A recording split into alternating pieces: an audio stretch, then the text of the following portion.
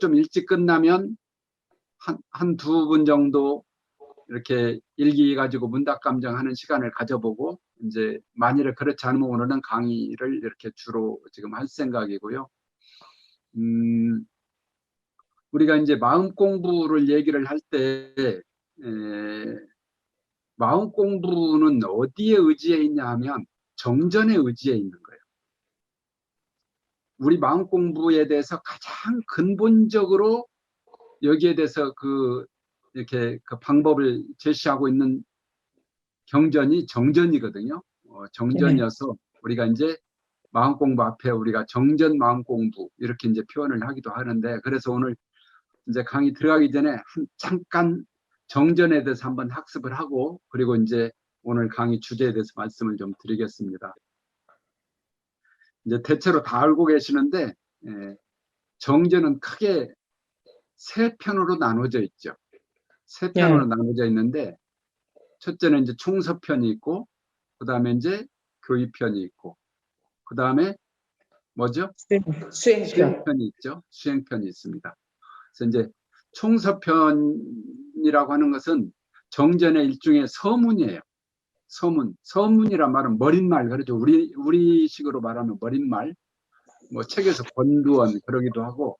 그러니까 서문은 대체로 이 책을 펴는 취지라든지 이 책을 내게 되는 배경, 이유 또는 방향, 이런 총론에 관한 내용을 대체로 담고 있는 것이 총서편이다, 이렇게 말씀을 드릴 수가 있어요.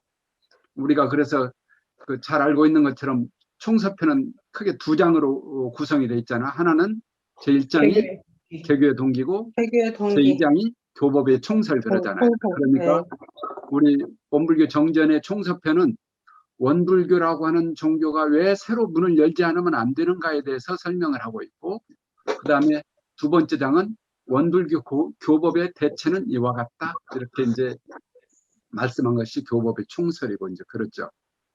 그리고 이제 두 번째가 교의편으로 넘어갑니다.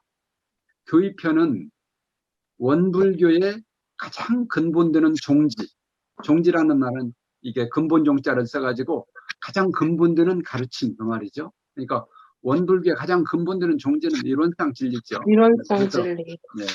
그래서 교의편은 그 이론상 진리, 신앙, 수행, 뭐 이렇게 아주 쭉 6장으로 구성이 됩니다. 그 다음에 이제 사은, 사요, 사막, 학조 이렇게 돼 있고, 그 다음에 이제 부연해서 인생의 요도와 공부의 요도 관계, 4대 강령, 이렇게 이제 요약되어 있는 것이 교의편이에요. 그러니까 원불교의 교리를 담고 있는 것이 교의편이다, 이렇게 이제 이해를 하시면 될 것 같고요. 지금 우리가 이제 여긴 지금 응용반이, 사실은 뭐 우리 여기 오시는 분들은 이제 뭐 이런 내용들은 다 알고 계신 분들이죠. 근데 이제 수행편은 이런 원불교 교의편, 교리를 실제로 닦아서 행하는 일종의 훈련편이에요. 훈련편. 그러니까 숫자가 같은 숫자고 행자가 이제 행할 행자인데, 그래서 원불교에서는 이런 교의편의 교리를 어떻게 직접 훈련하게 하느냐, 수행하게 하느냐 하는 그런 방법에 대해서 쭉 설명이 되어 있는데, 여기가 이제 총 17개 장으로 구성이 되어 있습니다. 그래서 우리가 잘 아는 것처럼 우리 수행편에서 제일 먼저 나오는 게 뭐죠? 일상수행요법? 일상수행요법이죠. 그래서 이제 우리가 지금 마음 공부할 때 일상수행요법을 가지고 많이 응용을 지금 하는 건데, 오늘 또 이제 그 얘기를 할 건데, 일상수행의 요법이 있고, 그 다음에 이제 훈련법, 정기훈련과 상시훈련에 대해서 나오고, 그 다음에 이제 정기훈련 과목에 대해서 설명이 나옵니다. 연불법, 좌선법, 의두도 정확하게 말하면 의두 단련하는 법, 이렇게 해야 되겠죠. 일기법, 무시선법, 참회문, 심고와 기도. 그래서 이것도 다른 식으로 말하면 심고 모시는 법과 기도하는 법, 이런 뜻이죠. 불공법, 계문, 솔성요론, 최초법어, 고락에 대한 법문, 또는 병든 사유와 그 치료법, 영육상전법, 그 다음에 법의 등급, 이렇게 아주 총 17개 장으로 구성이 되어 있어요. 그래서 수행편은 교리를 실제로 우리가 몸과 마음을 가지고 단련해서 우리가 중생이 변해서 부처가 되게 하는 법, 그런 공부 요령, 이렇게 이제 설명을 드릴 수가 있을 것 같아요. 그래서 오늘은 주로 이제 이 수행편 중에서 우리가 지금 정전 마음공부대학에서 이제 주로 관심을 가지고 있는 분야가 우리가 일상생활하는 가운데 어떻게 하면 이 마음을 법에 맞게 공부할까? 법에 맞게. 그냥 내가 이렇게 해보니까 이게 좋더라, 이게 아니라, 그것도 이제 경험도 이제 우리가 중요한데, 정말로 이제 우리가 이 응용반에서 잘 해야 될, 조심해야 될 것은 이게 정전의 법에 맞나? 이렇게 공부하는 것이 대종사님께서 가르쳐 주신 공부법에 맞나? 이제 이것을 잘 염두에 두면서 공부를 해야 될 것 같아요. 그래서 이제 오늘 여기에 초점을 맞춰서 그 제1장 아까 우리 얘기한 일상수행요법, 일상수행요법은 1조에서부터 9조까지 있죠. 근데 그 중에서도 제일로 우리가 많이 지금 응용하고 있는 1, 2, 3조에 대해서 강의를 하려고 합니다. 근데 사실은 이게 일상수행요법 1, 2, 3조에서 강의한다고 그러는데 이거 하면 이론상 진리 전체를 다 설명하는 거고 우리 그 교의편에 그냥 교의편을 다 설명한다고 이렇게 봐도 돼요. 네. 그래서 그렇게 이제 말씀을 드리고 그리고 이제 제가 오늘 강의 말고 또 한 번 강의가 지금 주어져 있는데 그 다음 강의에는 상시훈련 가운데서 그 상시훈련법에 대해서 강의를 이렇게 상시에 우리가 일상에 생활하면서 또 어떻게 공부하는 방법이 있는가 이제 이것을 가지고 말씀을 좀 드리겠습니다. 원불교의 마음 공부는 기본적으로 정기훈련과 상시훈련을 통해서 하도록 이렇게 이제 짜여져 있습니다. 그렇게 대종사님께서 법을 내주셨어요. 근데 상시훈련이라고 하는 것은 일상생활 속에서 우리가 이제 가정에서나 또는 직장에서나 사회활동을 하면서 사회활동을 하게 되면 이제 여러 가지 사람도 만나게 되고 일도 만나게 되죠. 사람을 만나고 일을 만난다는 것은 마음을 쓴다는 건데 이 마음을 실제로 쓸 때에 이것을 우리가 경계라고 그러는데 경계를 만나서 마음을 어떻게 훈련하는가 이것을 밝혀주신 것이 이제 상시훈련법이고 정기훈련은 상시훈련하고는 좀 다르죠. 정기훈련은 상시훈련은 일상에서 일 속에서 가정 속에서 이렇게 또 사람을 만나면서 하는 훈련이라고 하면 정기훈련은 가정과 일이라는 것을 좀 접어놓고 가정과 일을 떠나서 특정한 시간과 장소를 정해서 공부하는 훈련을 이제 정기훈련이라고 합니다. 근데 여기서 초점은 주로 원리와 훈련의 그 상시 때 어떻게 우리가 공부할 수 있는가에 대한 그 법을 훈련하는 것이 정기훈련이에요. 그러니까 원불교는 이 상시훈련과 정기훈련이 이렇게 말하면 상시훈련은 정기훈련을 지원하고 정기훈련은 상시훈련을 지원해서 이것이 선순환하도록 그래서 이렇게 순환하도록 이렇게 이제 짜주신 것이 원불교의 훈련법이다 이렇게 말씀을 드릴 수가 있고 또 다르게 말하면 상시훈련은 주로 동할 때 공부예요. 그러니까 활동할 때 공부 그 말이죠. 동한다는 말은 이 움직일 동자 써서 동할 때 그 말이니까 상시훈련은 활동할 때 공부고 정기훈련은 정할 때 일이 없을 때 한가할 때 여유가 많고 특별한 일이 없을 때 이럴 때 하는 공부법이에요. 그래서 금방 말씀드린 대로 이것이 동과 정이 서로 의지를 하고 바탕을 해서 서로 동은 정을 지원하고 정은 동을 지원해서 선순환을 통해서 이렇게 정진하도록 이것을 원불교에서는 최고의 정진으로 봅니다. 보통 불교에 가면요 정진이라고 할 때는 특히 스님들 그러시잖아요. 이렇게 결혼도 안 하시고 직업도 안 가지시고 완전히 말하자면 스님이 되셔가지고 선방에 딱 입서 넣으셔서 토굴에 들어가서 이렇게 삼매에 드는 것을 정진이라고 이렇게 그 사람들은 표현을 해요. 그것을 아주 용맹정진이라고 하는 말을 씁니다. 사생결단하고 하는 정진이거든요. 근데 우리 대종사님께서는 그렇게 공부를 지도를 하지 않으셨고 그와 같은 공부를 가지고는 미래 사회를 지도하는데 한계가 있다고 말씀을 하셨고 오히려 일 속에서 생활 속에서 내 마음이 경계를 당했을 때 내 마음의 움직임을 가지고 이렇게 공부하는 것이 더 실용적이고 실제적이고 또 효과도 더 크다고 그러셨어요. 공부의 효과가 더 크다. 이것은 실전하는 것과 같다. 스님들의 공부는 세상을 버리고 하는 공부인데 우리는 세상에 참여하면서 하는 공부이기 때문에 우리 공부가 오히려 더 실질적으로 이 사람들이 살아가는데 도움이 된다. 이렇게 이제 말씀을 하셔서 우리 공부의 그런 장점을 이렇게 말씀을 해주셨고 그래서 이제 우리는 스님들은 막 선을 하면 막 이렇게 뭐 하루에 8시간씩 정진하고 또는 뭐 철야 정진한다고 그래가지고 24시간 정진하는 프로그램도 있거든요.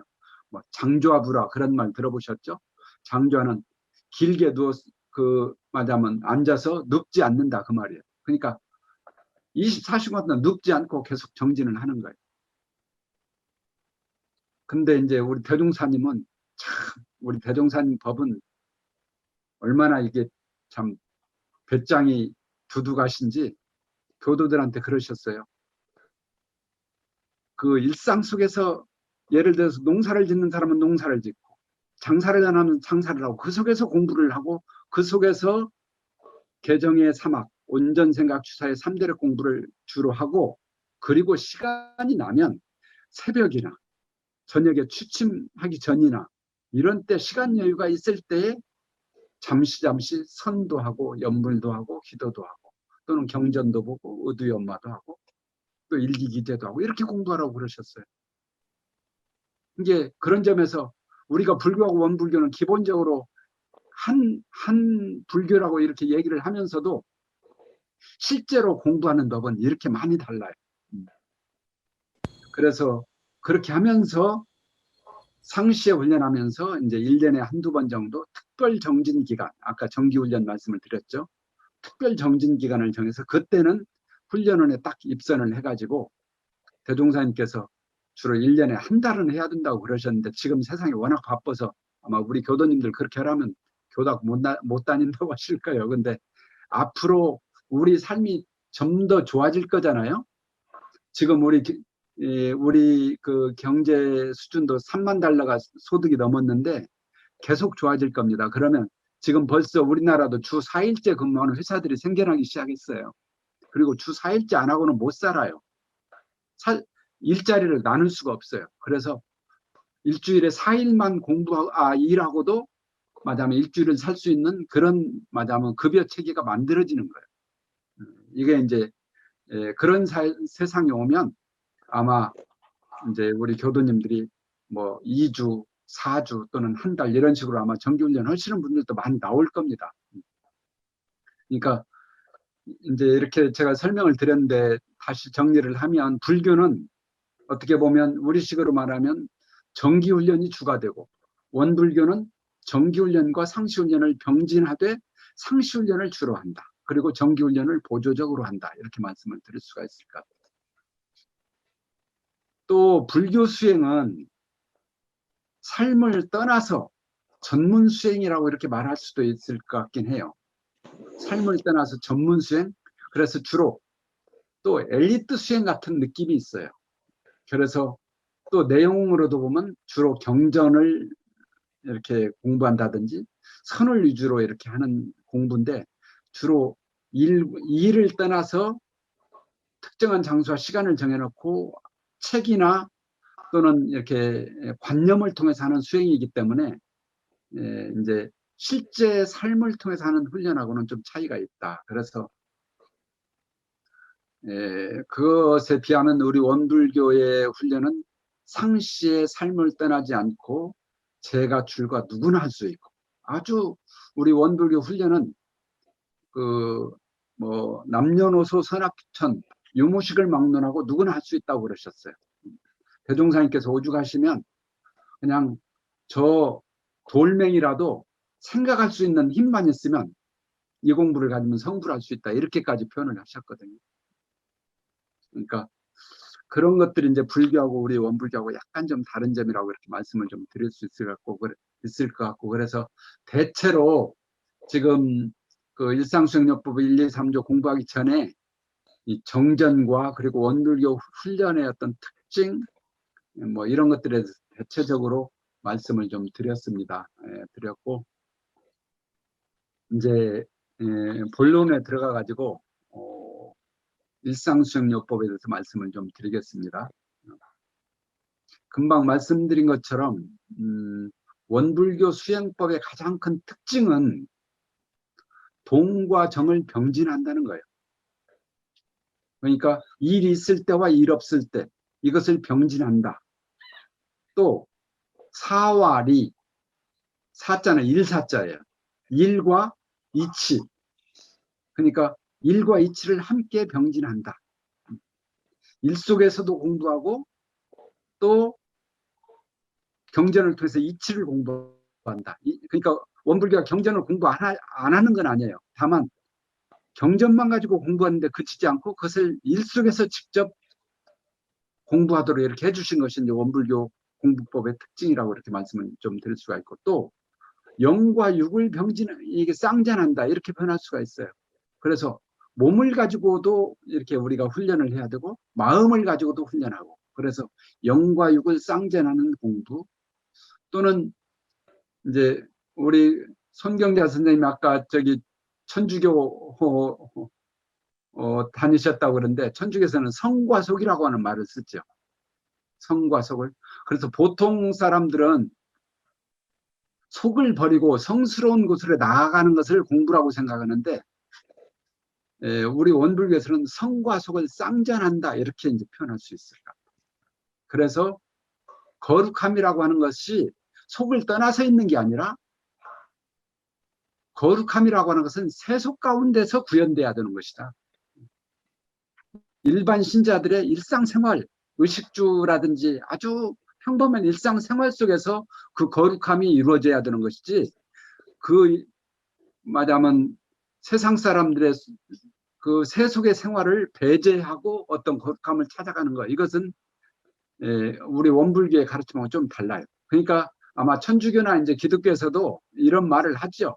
성과 속을 이렇게 함께 한다는 말을 하기는 하는데 또 이제 상당히 많은 사람들은 속은 그른 것이고 성은 거룩한 것이고 이렇게 이제 해석하는 사람들이 좀 있어서 제가 이제 그런 말씀을 잠깐 좀 드렸고요. 그래서 우리는 동과 정, 사와리 그리고 영과 육 그리고 성과 속을 쌍전하고 겸수하고 병진하고 일치하게 하는데 원불교 공부법의 특징이 있다. 이렇게 말씀을 드려볼 수 있을 것 같습니다.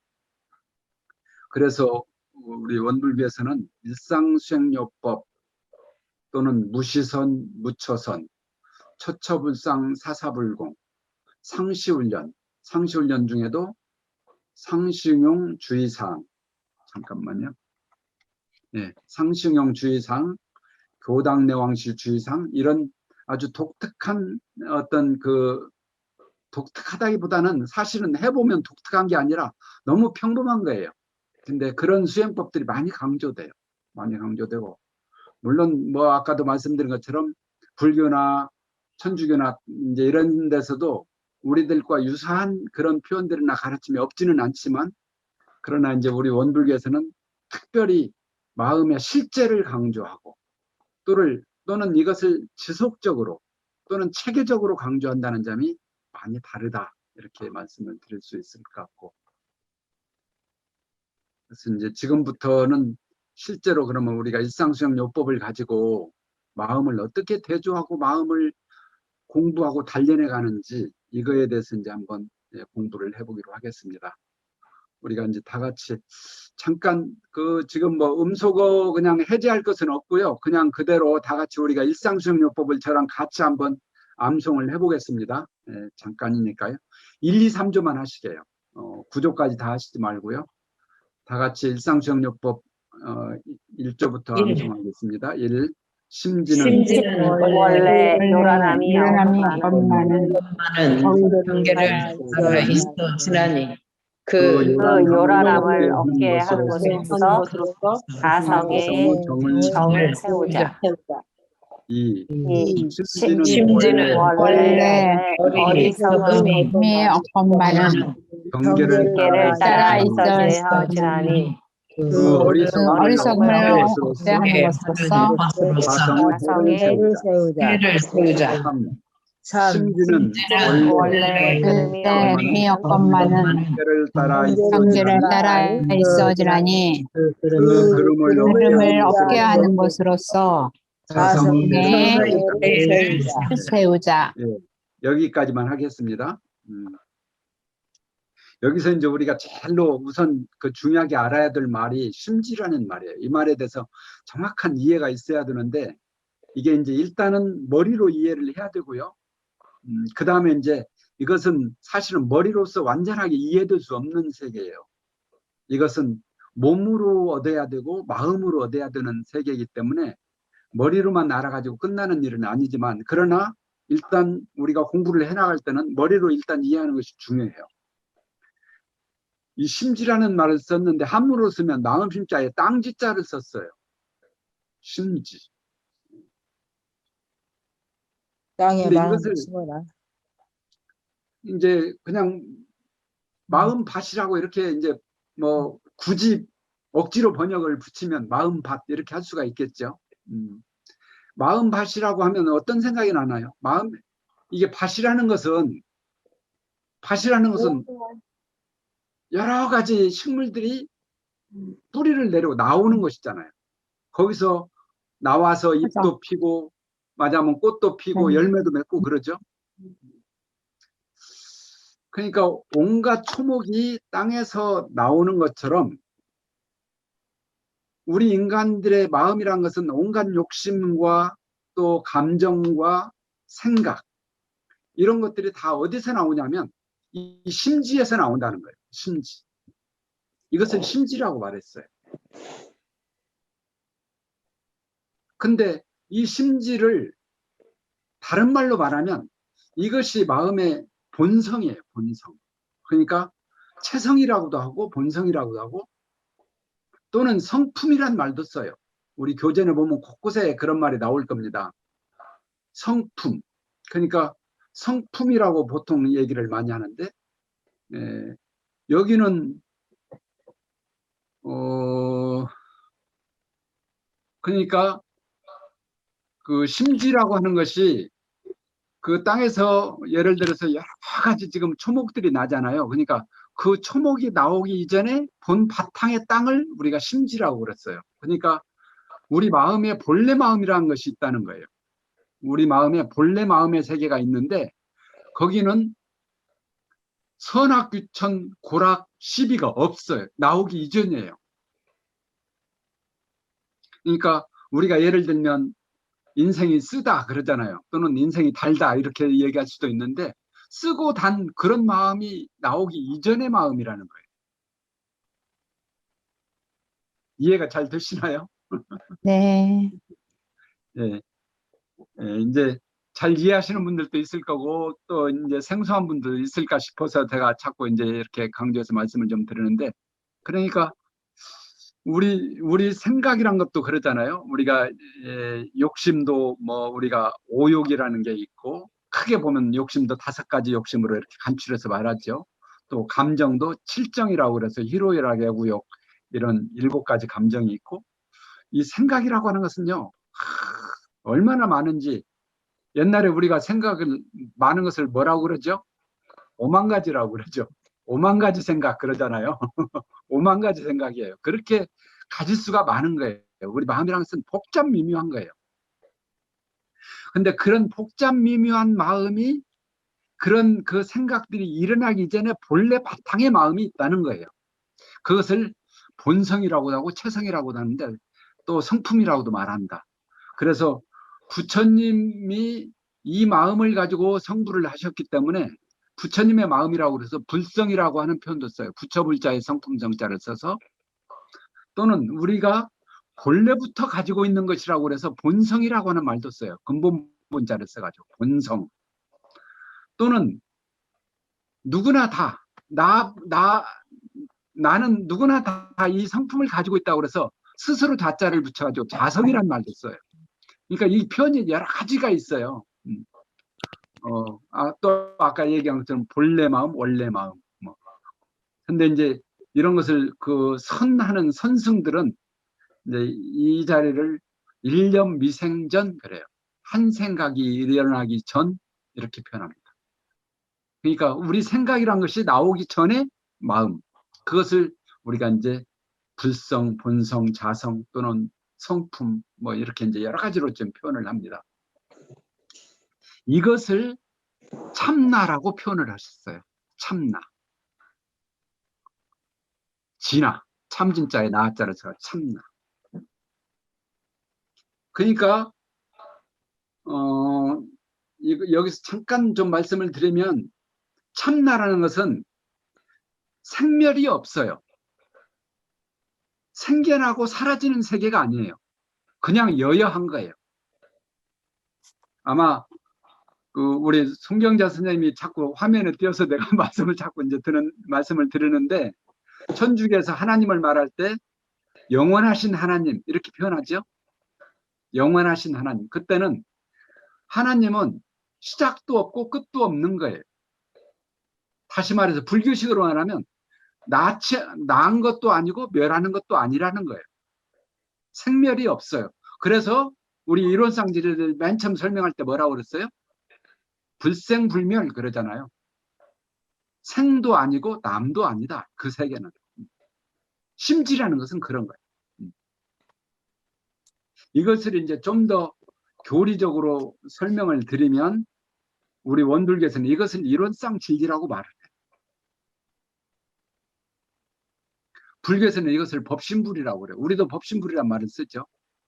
그러니까 부처님의 육체로 태어난 서가모니 부처님의 세계는 몸이라는 것, 서가모니 부처님은 낳고 죽음이 있었죠. 3000년 전에 나셔서 맞아면 79세 열반을 하셨잖아요. 예수님도 태어나셔서 십자가에 못 박혀 돌아가셨잖아요. 그러니까 이런 육체를 가진 분은 아무리 그분이 어떤 말하자면 그 큰 성현이라고 하더라도 육체를 가진 한은 생멸이 있는 거예요. 생멸이 있는데 이 참 진리의 세계라고 하는 것은 생과 멸이 없는 거예요. 생멸이 없어요. 생멸이 없다는 것도 사실은 적절한 말이 아니에요. 생멸이 없다면 또 생멸이 있다는 말도 성립이 되는 것이기 때문에 이것은 있다 없다를 말할 수가 없어요. 그래서 유구무원이에요. 말로 설명할 수가 없다 그런 거예요. 하나님 또는 진리의 세계라고 하는 것은 그것을 말로 어떻게 설명하면 그것은 억지로 우리 중생들을 위해서 가르치려니까 이런 말 저런 말 붙여서 말을 하는 것이지, 사실은 그 참 세계는 말로써 설명할 수 없다 그런 거예요.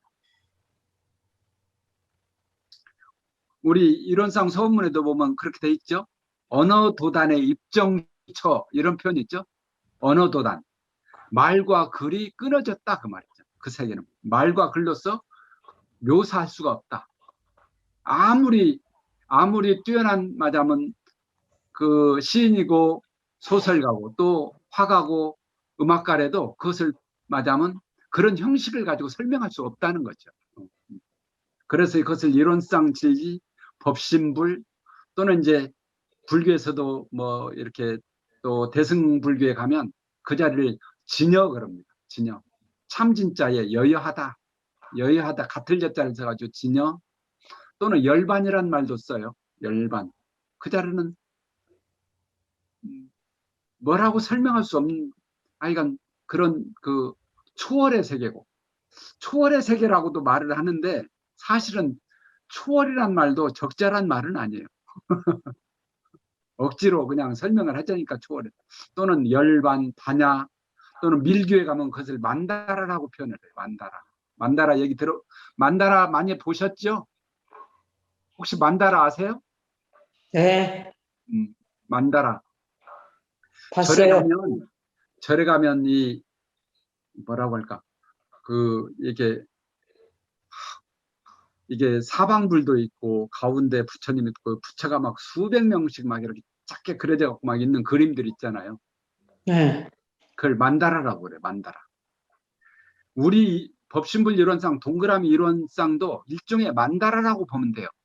다만 그런 그 옛날 밀교의 만다라는 아주 구체적으로 그것을 묘사를 했는데 우리 원불교의 이론상 만다라는 아주 상징적으로 표현한 거죠. 그냥 동그라미 하나로 딱 표현한 거예요. 그 세계를. 만다라 또는 뭐 다란이경이라는 말도 쓰고 또 이제 교리적으로는 이 자리를 빌공자를 써요. 빌공자를 써서 공 그려버려요. 그냥. 또는 이제 빌공자만 쓰니까 또 오해가 생기니까 공원정 이렇게 이제 그 자리는 텅 비고 다북 찼으며 이렇게 바르다 이런 취지로 이제 공원정 또는 이제 기독교에서는 하나님 이런 말도 쓰고 동학에 가면 그 자리를 하늘님 이렇게 표현을 해요. 또 이제 저 도교나 증상교나 이런 데 가면 상제라는 말을 써요. 상제.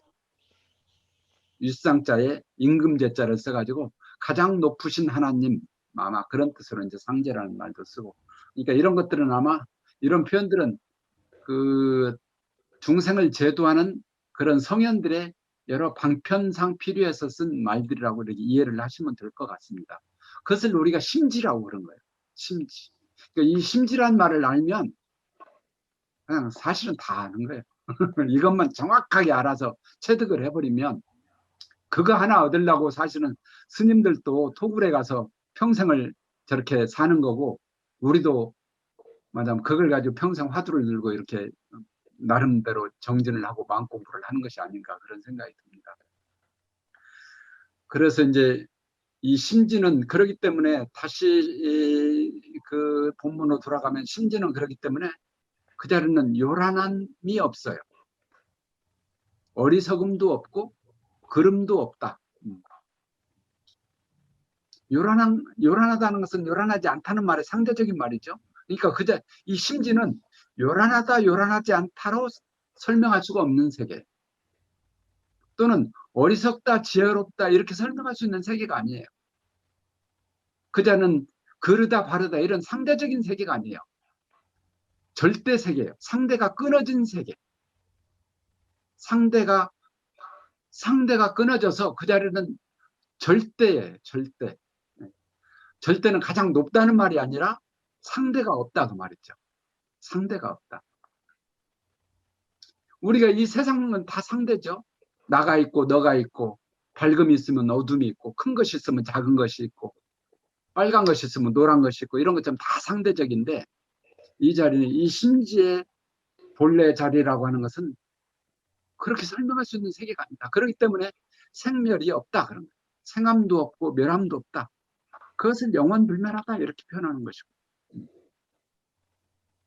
또 이 자리는 형상도 없고 냄새도 없고 소리로서도 그것을 그 자리를 얻어들을 수가 없고 냄새로도 그 자리를 어떻게 가늠할 수가 없고 형상으로도 어떻게 표현할 수가 없는 것이다. 그래서 이것을 공이라고 말한다.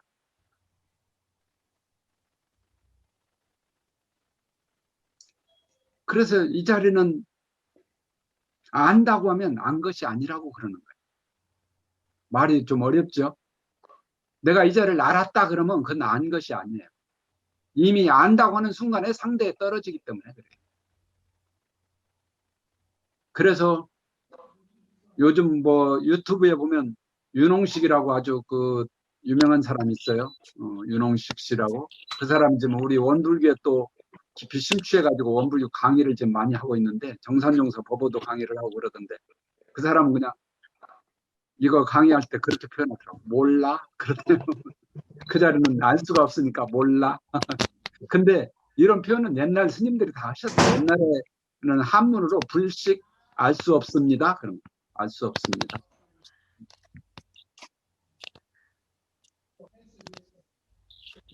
이 자리는 그렇기 때문에 사량, 생각으로 헤아리는 거, 우리 이성과 어떤 생각으로 알 수 있는 자리가 아니다. 알 수 있는 자리가 아니다. 그래서 원효 스님은요, 원효 스님 잘 아시죠? 원효 스님은 당신이 이렇게 그 정진하는 그 방의 현판에다가 뭐라고 써붙여셨냐면 부사이방 이렇게 쓰셨어요. 그러니까 부사이라는 말은 아니부자에 생각사자 뜻자 써가지고 생각으로서 헤아려서 알 수 없는 것입니다. 그렇게 써붙이고 거기서 정진을 하셨어요. 근데 이제 이 말에 우리가 또 속으면 안 돼요. 이 말은 그러면 그것자리는 아무것도 없다는 말이냐? 공이라고 하니까 생각으로도 알 수 없다고 그러고 그러니까 아, 그 자리는 알 수도 없고 아무것도 없는 자리다. 텅 비었다더라. 이제 이렇게만 생각하는데 텅 비었다고 하는 순간에 그것은 잘못된 거예요. 그러니까 노자 같은 분도 그렇게 표현하셨거든요. 도를 가히 도라고 하면 참도가 아니다. 명가명, 이름을 가히 이름할 수 있으면 참 이름이 아니다. 이렇게 얘기를 해요.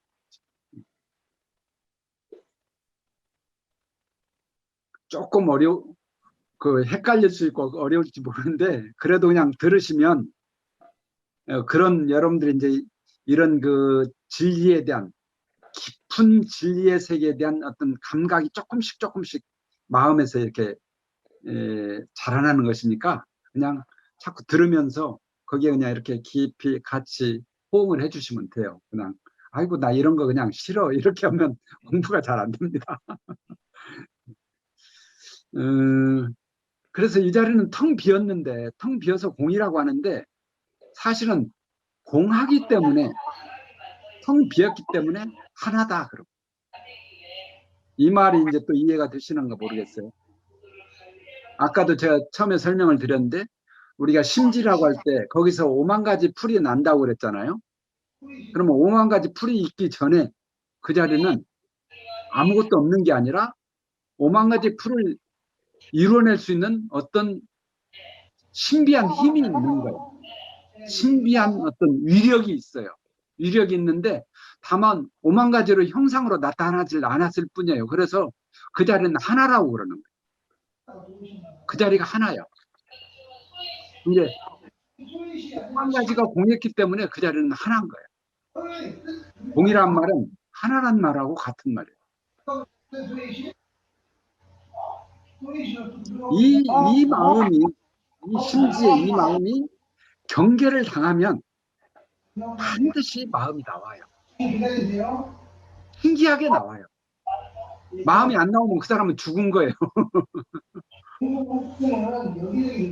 짜증이 나든지 화가 나든지 기쁘든지 슬프든지 뭔 마음이 나오는 거예요. 맞아. 생각과 감정과 욕심이 나오게 돼 있어요. 그게 신령하다는 거예요. 그러니까 우리 마음은 그런 신령한 능력을 갖고 있어요. 어디서 소리가 계속 나와가지고 누가 음소거를 하고 대화하세요. 아니요, 지금 현덕교무님이 그래요.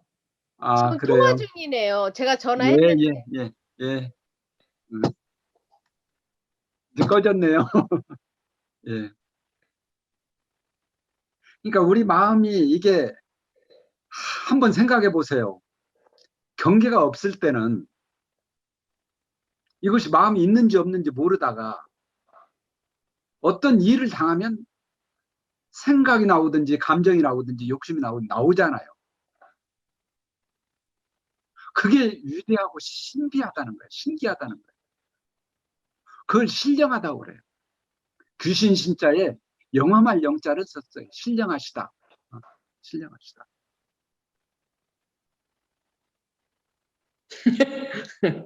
이게 대단한 거예요. 이 마음이란 것이. 신령합니다. 이제 우리는 귀신이 신령하다고 그러는데 사실은 우리 마음이 귀신이에요. 실제로 그렇습니다. 실제로. 귀신같이 알아요. 특히 중생들은요. 나한테 유리한지 불리한지를 직감적으로 알아요. 계산해보지 않아도 딱 알아버려요. 애기들도 알아요. 그것은. 갓난 애기들도 저한테 유리한지 불리한지를 딱 알아요. 조금 크면 그걸 압니다. 애기들도 세상에 처음 나오면 아무 분별이 없죠. 애들은 아무런 그 경험이 없기 때문에 다만 뭐만 아냐. 애기가 그 어머니 뱃속에서 나올 때 최초로 느끼는 것은 이게 따뜻하고 추운 것을 분별한다고 그러거든요. 거기서부터 시작해가지고 오만 가지 분별을 다 경험을 통해서 알게 돼요. 근데 나중에 조금 지나면 저한테 엄마가 화를 내는지 엄마가 저를 이뻐하는지 그것을 알아차려요. 맞아. 애기가 알아차립니다.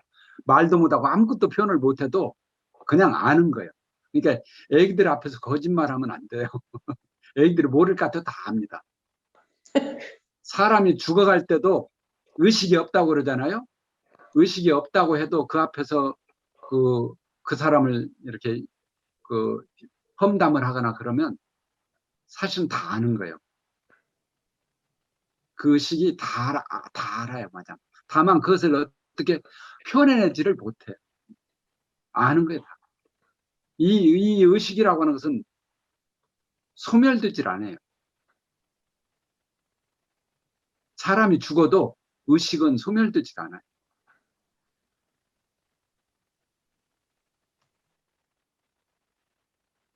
그래서 이런 우리 신지라고 하는 것은 눈과 이 귀와 비, 코와 그리고 이 입과 몸과 그리고 의, 뜻, 이 6가지 육근이라고 우리가 그러죠. 육근이 이제 경계를 따라서, 육경을 따라서, 6가지 경계를 따라서 모든 생각과 감정과 욕심이 일어난다. 그러니까 우리가 눈으로 보고 생각하죠. 눈으로 보고 느낍니다.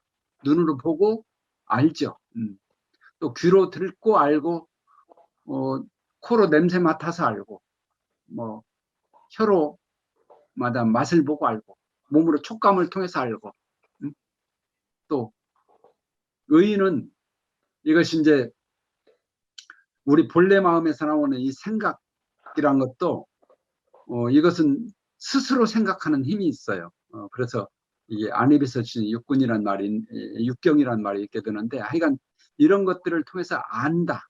그러니까 우리 마음의 가장 큰 특징은 본래 마음은 이렇게 없는데 그 없는 것이 안다는 거예요. 그러니까 마음의 가장 큰 특징은 안다고 이렇게 말할 수가 있어요. 그래서 우리가 심리학 같은 데서 보면 심식 이렇게 써요. 마음 심자에 알식자를 꼭 붙입니다. 불교에서도 불교에서 마음 공부의 이론이 가장 잘 정돈되어 있는 그 이론서 중에 하나가 이제 유식학이라고 하는 건데, 유식학에서도 그 식자가 알식자예요. 마음은 압니다. 그런 뜻이에요. 마음은 압니다. 이렇게 이제 일어난 마음을 우리가 이제 분별심이라고 그래요.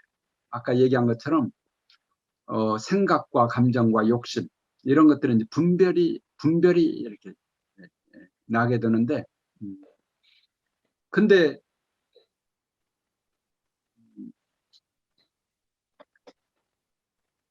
이제 그 분별이 이렇게 오래 머무르면 굳어져요. 굳어져. 그러니까 우리가 안입에서는 육경을 따라서 분별을 일으킨다고 그래서 생각과 감정과 욕심이 일어난다고 그랬잖아요. 이것을 우리가 분별심이라고 말하는데, 이 분별이 말하자면 분별의 속성을 잘 모르고 오래 가면 굳어지는 특징이 있어요. 그러니까 이게 무슨 말이냐면, 분별이라는 것은 아까 얘기한 것처럼 우리 본래 마음은 불생불멸이라고 그랬죠. 생멸이 없다고 그랬는데, 이 분별심의 특징은 원래 없는 마음에서 나와진 생각과 감정과 욕심이란 것은 생멸이 있어요. 생과 멸이 있는 거예요. 그러니까 생멸이 있다는 말은 그것은 그냥 임시적인 거예요. 그 인연을 따라서 그때 필요해서 생겼다가 그것이 다하면 사라지는 거예요. 이것이 이제 분별심의 특징인데, 이런 분별심의 특징, 속성을 우리가 잘 모르고 그것을 오래 가지고 있으면 굳어져요. 굳어지면 고집돼요. 그것을 주착심이라고 그래요. 주착심. 딱 머물러 가지고 딱 이렇게 찰싹 딱 달라붙는. 그러니까 우리가 지금 가지고 있는 우리 개인들의 그 개성이란 게 있잖아요. 캐릭터. 뭐 이런 것들은 다 그렇게 해서 만들어지는. 그렇게 해서 만들어지는. 그러니까 이런 그렇게 해서 만들어진 이제 분별착의 마음이란 것이 이제 사람마다 다 개성 따라서 다르게 나타나잖아요. 어떤 사람들은 뭐, 그래서 어떤 사람은 대체로 선한 이미지를 갖기도 하고, 어떤 사람은 악한 이미지를 갖기도 하고, 또 어떤 사람은 이런 이미지를 갖기도 하고, 어떤 사람은 저렇기도 하고, 뭐 이런 이제 저기를 갖게 되는데, 사람마다 그 오랜 세월 동안 거듭해서 계속 학습을 하게 되면, 습이란 말이 학습한다는 말이거든요. 습자가 익힐 습자예요. 익힐 습자. 학습이란 말을 할 때, 학습할 때 습자가, 그게 원래는 그 익힐 습자, 이게 칠판이 없어서 좀 그런데, 익힐 습자를 보면 위에가 날개 우자가 이렇게 있고요. 그리고 밑에가 흰백자가 붙어 있는데, 원래는 그게 일백백자가 붙어 있었는데 하나가 탈락해서 흰백자가 됐대요. 그러니까 습이라고 하는 것은 맞아면 새가 날개짓을 이렇게 계속 해가지고 결국 날게 되잖아요. 그런 것처럼 계속 무엇이든지 하면 학습돼 가지고 그것이 나한테 내 캐릭터로 만들어져요. 그것을 우리가 이제 학습이라고 그러고, 그것을 또 다른 말로 그 결과를 업이라고 그래요. 불교에서 업이라는 말을 써요. 가르마. 업이라는 말을 씁니다. 그래서 이제 그 습과 업의 차이 때문에 사람들마다 천차만별의 차가 있는 거예요. 그래서 사람은 똑같은 사람이 하나도 없어요. 다 달라요. 다 달라. 다를 수밖에 없는 거예요. 다 다른데, 그러나 이제 아까 우리가 처음에 얘기한 것처럼 그런 우리가 분별주착이라든지 이런 것들, 생각이라든지 감정이라든지 이런 것들을 다 제거하면 우리는 본래 하나라는 거예요. 다 심지의 세계에서 출발했다. 그게 이제 기독교에서 하나님이고, 불교에서 법신불이고, 그런 거예요. 그래서 사람마다 이제 성질이라는 게 생겨요.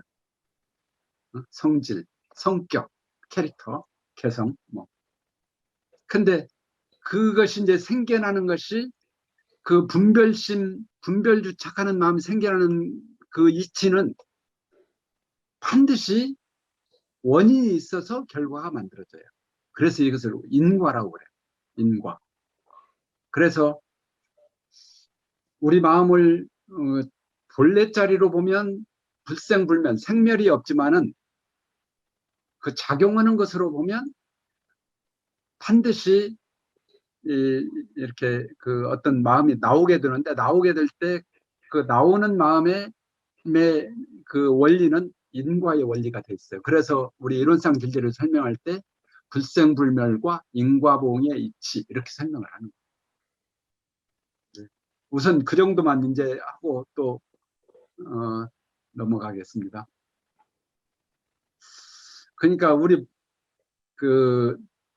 분별심 세계에서는 인과가 있지만 우리 원래 마음에 가면 인과가 없어요. 그건 인과가 미치지 않는 세계예요. 인과가 있기 이전의 세계예요. 다른 말로 말하면. 그래서 일념 미생전이란 말을 썼죠, 아까. 그러니까 심지는 공해서 텅 비어서 신령한 밝음만 있지, 아직까지 거기는 생각이나 감정이나 욕심이나 이런 것이 일어나지 않은 세계이기 때문에 인과가 작용할 여지가 없어요. 그래서 본성에는 인과가 없어요.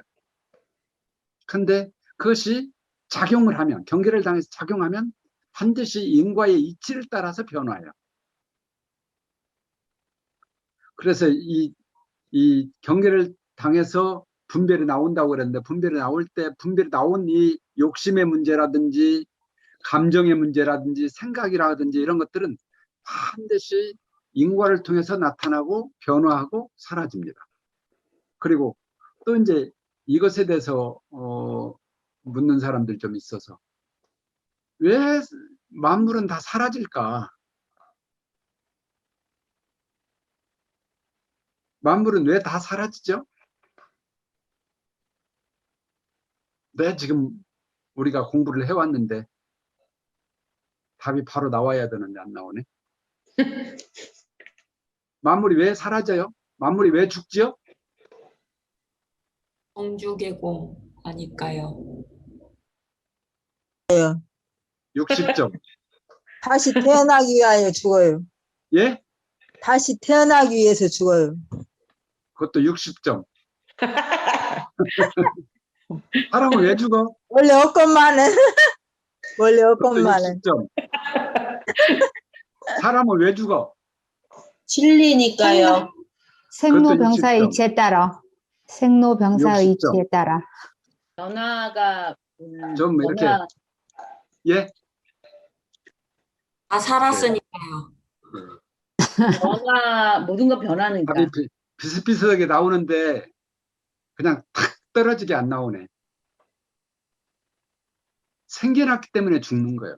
아, 네. 생겨난 것은 반드시 사라지는 거예요. 사람만 그런 게 아니라 만물이 다 그래요. 만물만 그런 것이 아니라 우리 마음도 생겨났기 때문에 그 마음은 사라지는 거예요. 이것만 확실히 알아도 마음 공부가 엄청 쉬워져요. 지금 내가 받는 고통이 아무리 고통이 심해도 그 고통이 멸할 날이 있는 것을 확실히 알면 그 고통이 감소되겠죠. 그것 때문에 사람이 자살 안 하겠지.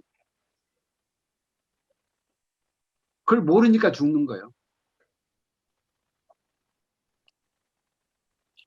아무리 좋은 마음도 마침내 사라지고 아무리 나쁜 마음도 결국은 사라져요. 생겨났기 때문에 사라지는 거예요. 원리가 그래요, 원리. 생겨난 것은 반드시 사라진다.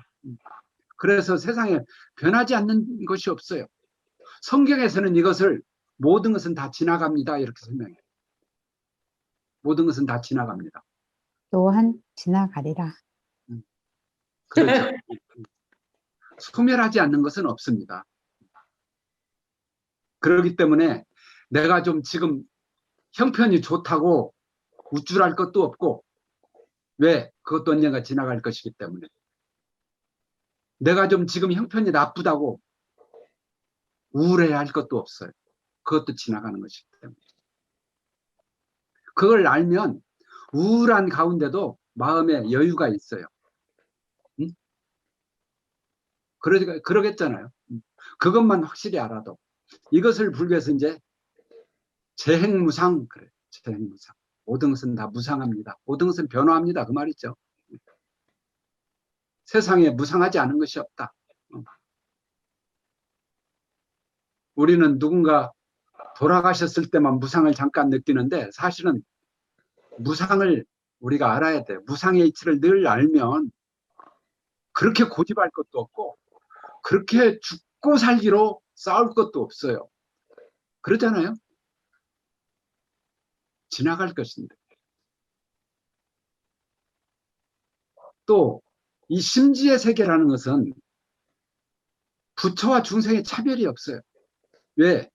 그 자리는 부처다 중생이다가 나오기 이전에 나와요. 그것을 참 부처라고 말해요.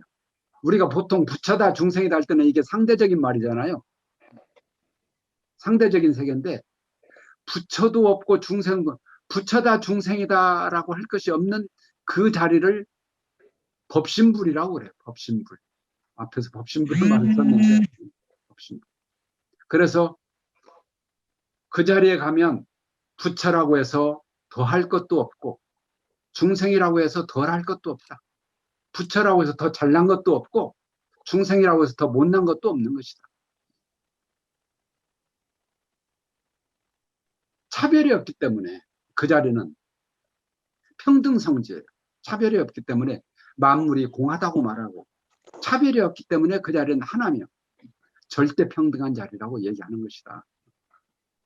이 자리는 절대 평등한 자리. 상대가 끊어졌어요. 아마 여러분들 의두요목 가운데 그런 의두요목 들어보셨을랑가 몰라요. 불효만법이 의려자 신마. 마음법과 더불어서 짝하지 않는 것은 그 무엇인가. 마음법과 더불어서 만 가지의 세상의 모든 존재와 더불어서 상대하지 않는 그것은 무엇인가 그 말이에요. 그것을 참고하는 것이 이제 화두예요. 그것을 정말로 완전하게 내 것을 만들기 위해서 이제 평생 그런 수행을 한다고 좀 얘기를 하는데, 대종사님은 하여간 이런 좀 더 쉽게 할 수 있는 방법으로 아주 쉬운 방법을 좀 내주셨기 때문에 그 얘기를 하려고 좀 얘기를 하다 보니까 얘기가 자꾸 길어집니다.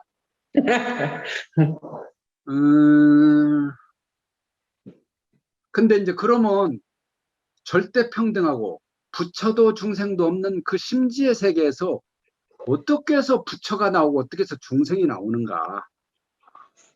다시 말해서 이 말은 어떻게 하면 선이 되고 어떻게 하면 악이 되는가. 어떻게 하면 여기서 고가 나오고 어떻게 하면 낙이 나오는가. 이제 이런 말하고 다 같은 말이에요. 어떻게 하면 그 부처와 중생도 없는 그 절대 마음에서 심지의 세계에서 어떤 사람은 부처가 되고 어떤 사람은 중생이 되는가. 부처는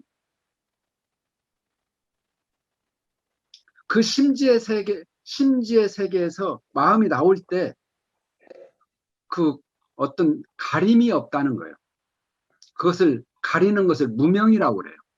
없을 무자에 밝을 명자를 써가지고 무명이란 말 많이 들어보셨죠? 무명. 그러니까 어떤 어둠이 있어요. 중생들은 어떤 어둠이 있어. 그 무명이 다른 말로 말하면 업이에요. 까르마 업인데, 부처는 그 무명이 없어. 무명이 없고 업에 가리지 않고 나오기 때문에 부성이 작용하는 그대로 드러나기 때문에 그것을 부처라고 얘기를 하는 거고, 중생은 그 무명에 가려워. 무명에 가리면 요란함도 생기고 어리석음도 생기고 그름도 생겨서 이게 마음이 본래 마음에서 마음이 나올 때 이게 왜곡돼서 나와. 왜곡돼서 나와. 그 업이라고 하는 프리즘을 거치면서 왜곡되는 거예요. 그래서 부처와 중생의 차이가 생기는 거고, 부처와 다른 중생의 삶이라는 것이 생기게 된다. 그러면 이제 문제가 이제 더 복잡해졌는데, 그러면 그 무명은 어디서 오냐? 그 무명이란 것은 어디서 생기는 거냐? 무명은 탐진치에서 온다고 말을 해요. 탐진치, 탐심, 탐욕, 그 다음에 진심, 화내는 거, 치심, 어리석은 거, 여기에서 온다 이렇게 이제 말해요. 그래서 불교에서는 이 탐진치를 삼독심 이렇게 말해요. 세 가지. 그러니까 우리 인간의 그 말하자면 무명심 가운데 가장 근본된 무명심을 대표적으로 이 탐진치를 가지고 설명을 해요. 그러니까 우리가 여러 가지 무명의 종류가 막 아까 5만 가지가 된다고 그랬는데, 사실은 그런 탐진치들이 서로 복잡하게 얽히고 설키면서 조합돼서 5만 가지 생각으로 이렇게 분열되는 거예요. 그러니까 가장 강령적으로 그 5만 가지를 딱 모아서 핵심적으로 정리하면 탐심, 진심, 치심 이렇게 이제 얘기를 하는 거고요. 그러면 이 탐진치는 또 어디서 오냐? 탐진치는 어디서 올까요?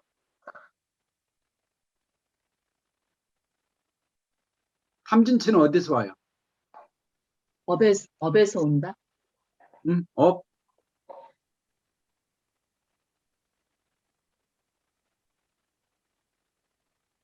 인과? 한번 생각해 보세요.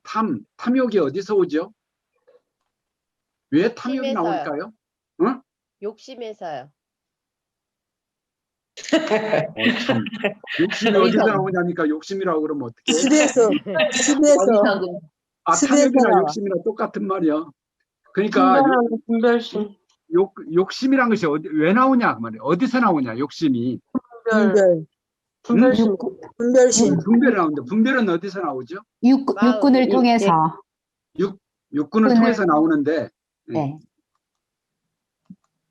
그 욕심이 나오는 어떤 모티브가 있을 거 아니에요. 경계. 경계.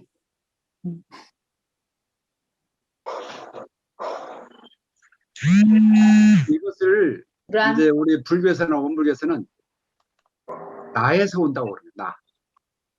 에고의 자아에서 온다고 그래요. 에고의 자아. 그렇게. 아, 자. 그러니까 사실은 이 에고의 자아라는 것은 참나가 아니에요. 아까 참나는 원래 그런 것이 없는 것이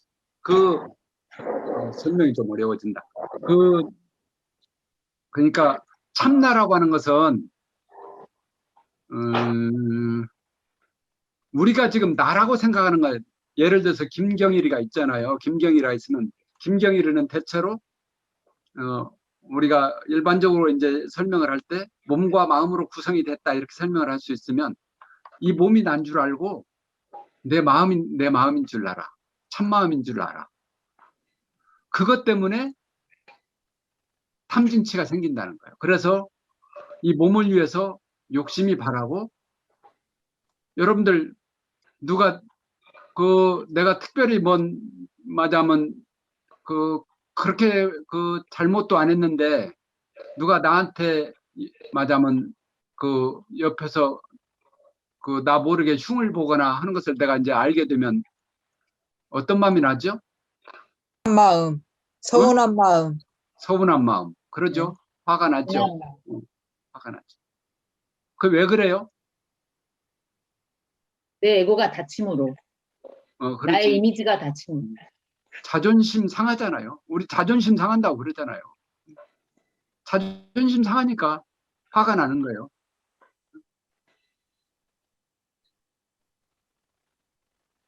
이게 탐진치는 이 에고의 자아에서 오는 거예요.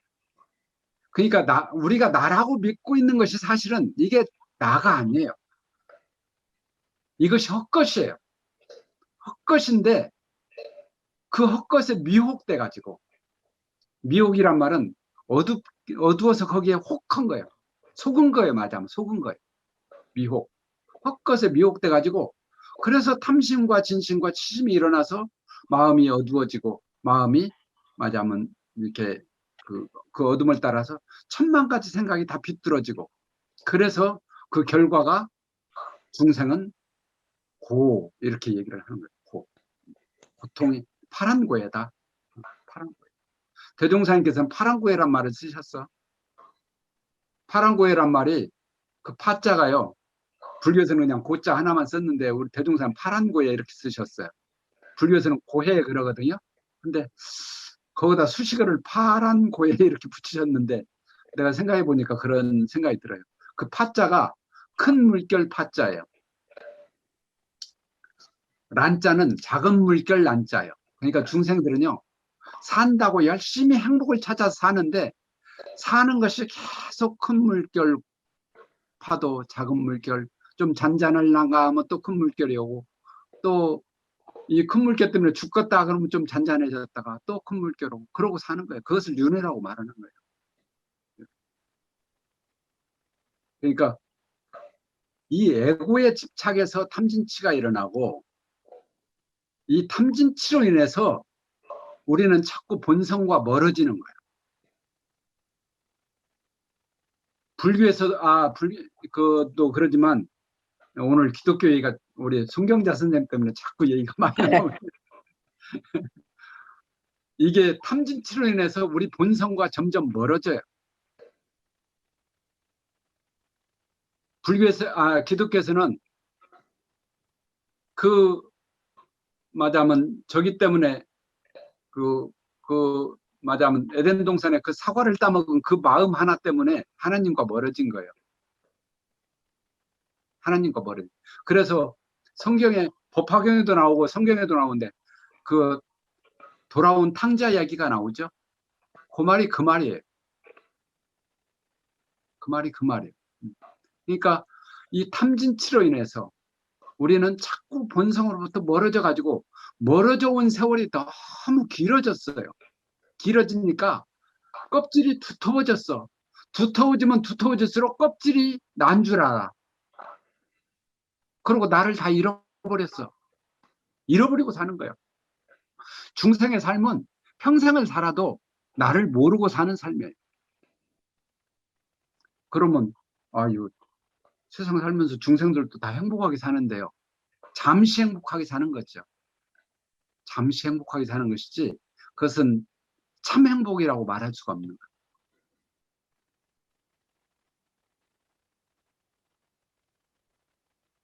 이런 이치를 알아서 우리가 이제 심지에 요란함도 없고 어리석음도 없고 그름도 없게 하는 그런 수행을 통해서 이제 자성의 개정애를 세워서 개정애를 세우자고 하는 것이 이제 마음 공부의 이제 주장인데, 이 개정이란 것이 다른 것이 아니라 그 마음의 세 가지 속성, 그 어떤 요란함도 없고 어리석음도 없고 그름도 없는, 이것을 이제 개정해 이렇게 말하죠.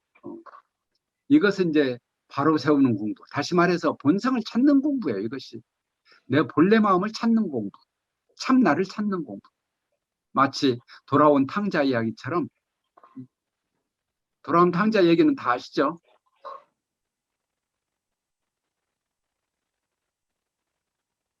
우리가 이제 이런, 그래서 개정의 그를 세우는 공부를 계속해서 하면, 그래서 이제 문명을 벗어나서 우리가 점점 그 미혹함으로부터 벗어나게 된다.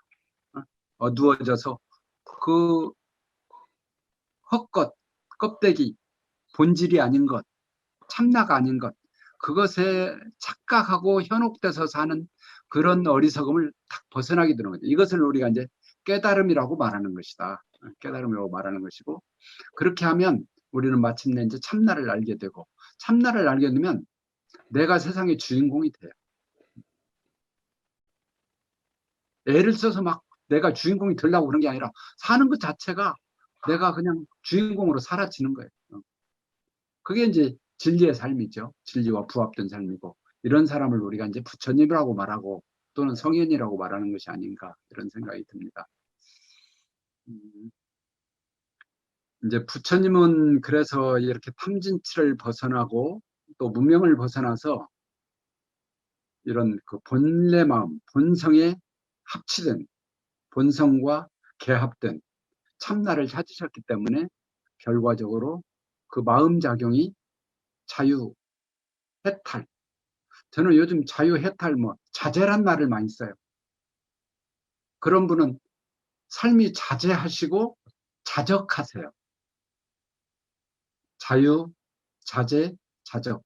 그러니까 자제라는 말은 내가 어디 어떤 조건, 어떤 형편에 있든지 간에 나한테 가장 적절하게 내가 딱 위치해 있는 거고, 내 삶이 항상 말하자면 이렇게